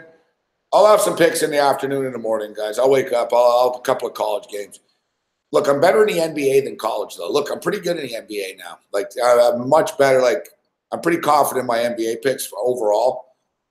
But college is hit or miss. You know, I'm not going to lie to you. Like, I might go fucking, yeah, I could go fucking 4-1 in college. I could go 1-4. Like, it's, so I'm, you know, that's why I like smart betting, whatever. Instead of forcing shit in college, I looked at college sports and I didn't like it. I looked at everything. I was like, just because Michigan and Iowa were playing didn't mean I had to bet it. Right. So I was like, fuck it. You know what I mean? And I looked at the NBA board. I was like, I like these two games. Bam. I like Denver too, but I didn't want to, you know, whatever. Houston had beaten them 9 straight. Houston are weird. Like, yeah, I don't know. Plus, Denver had a few injuries. All right, so we gave you all we could as far as Super Bowl. We're not even done. We got tomorrow a little brief show. Stay tuned for the Tide tomorrow. I could say, you know, maybe later when we get back from the book, but I don't want to promise that, and who knows. Cam's not here often, so tomorrow night we'll go to the book and have some drinks, bet on some horses and shit. There's live horse racing. The Lakers are playing the Warriors. It's going to be crazy at that book tomorrow night. People getting their Super Bowl bets in. Lakers, fucking Warriors, 8:30, national television on the big screens there. All the hockey. The Leafs are playing the Penguins tomorrow night at 7. All the college basketball, the crossover props and shit. There's a million props. Kevin Durant this versus that for the Super Bowl. That's the good one, actually. I don't like these crossover props, but we'll end it with that. And we'll post it for you tomorrow. I'm going to find it. Let's see, FanDuel right now, they have it. They had it posted, prop bets, crossover, specials, extra props. I saw it earlier. It was fuck FanDuel. I'm on their website, FanDuel. They have so much. I can't bet it, but I can get on their site. Extra prop bets. Where is it? Passing, rushing, blah, blah, blah, blah, blah, blah. Other.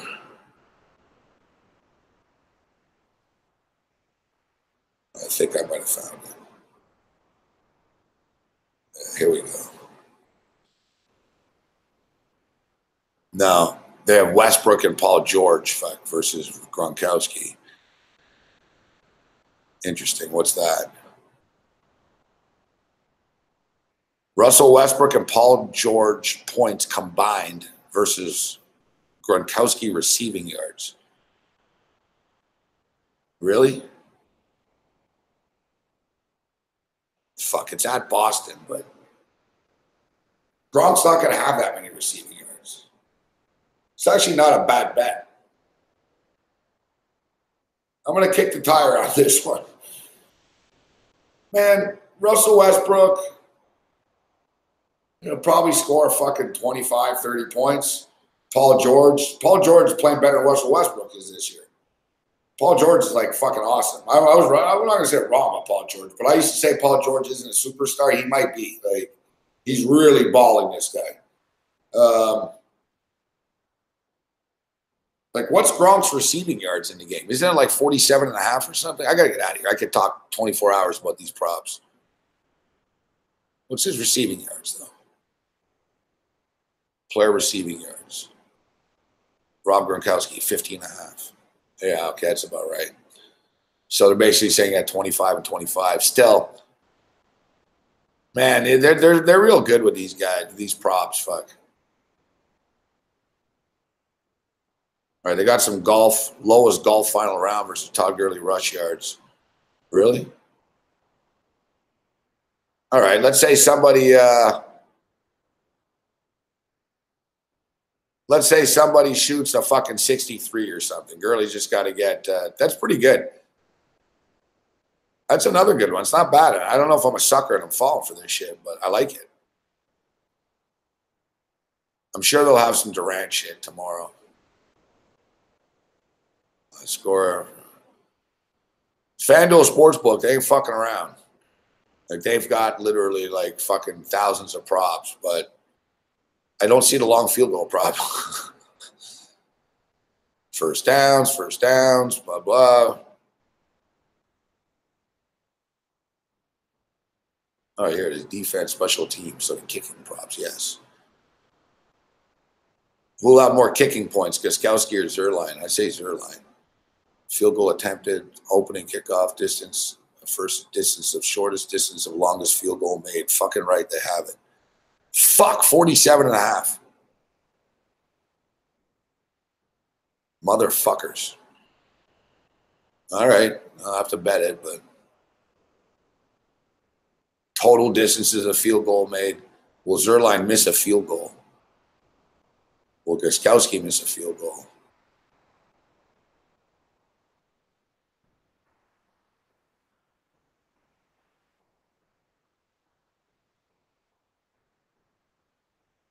Oh, fuck, they got it all. It's going to be a shit show at the window, man. Like, they don't have any numbers next to this shit.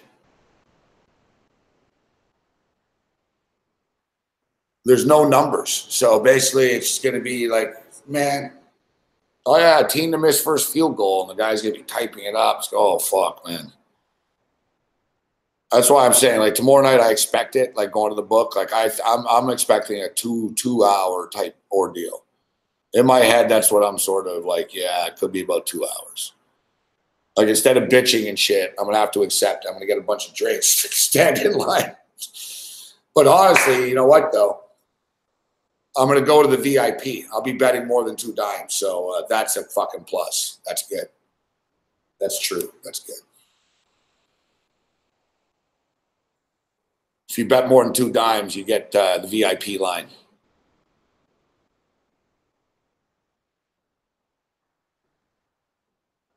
All right, guys. Thanks for the support. We'll see you in the morning. Well, morning, afternoon, tomorrow evening.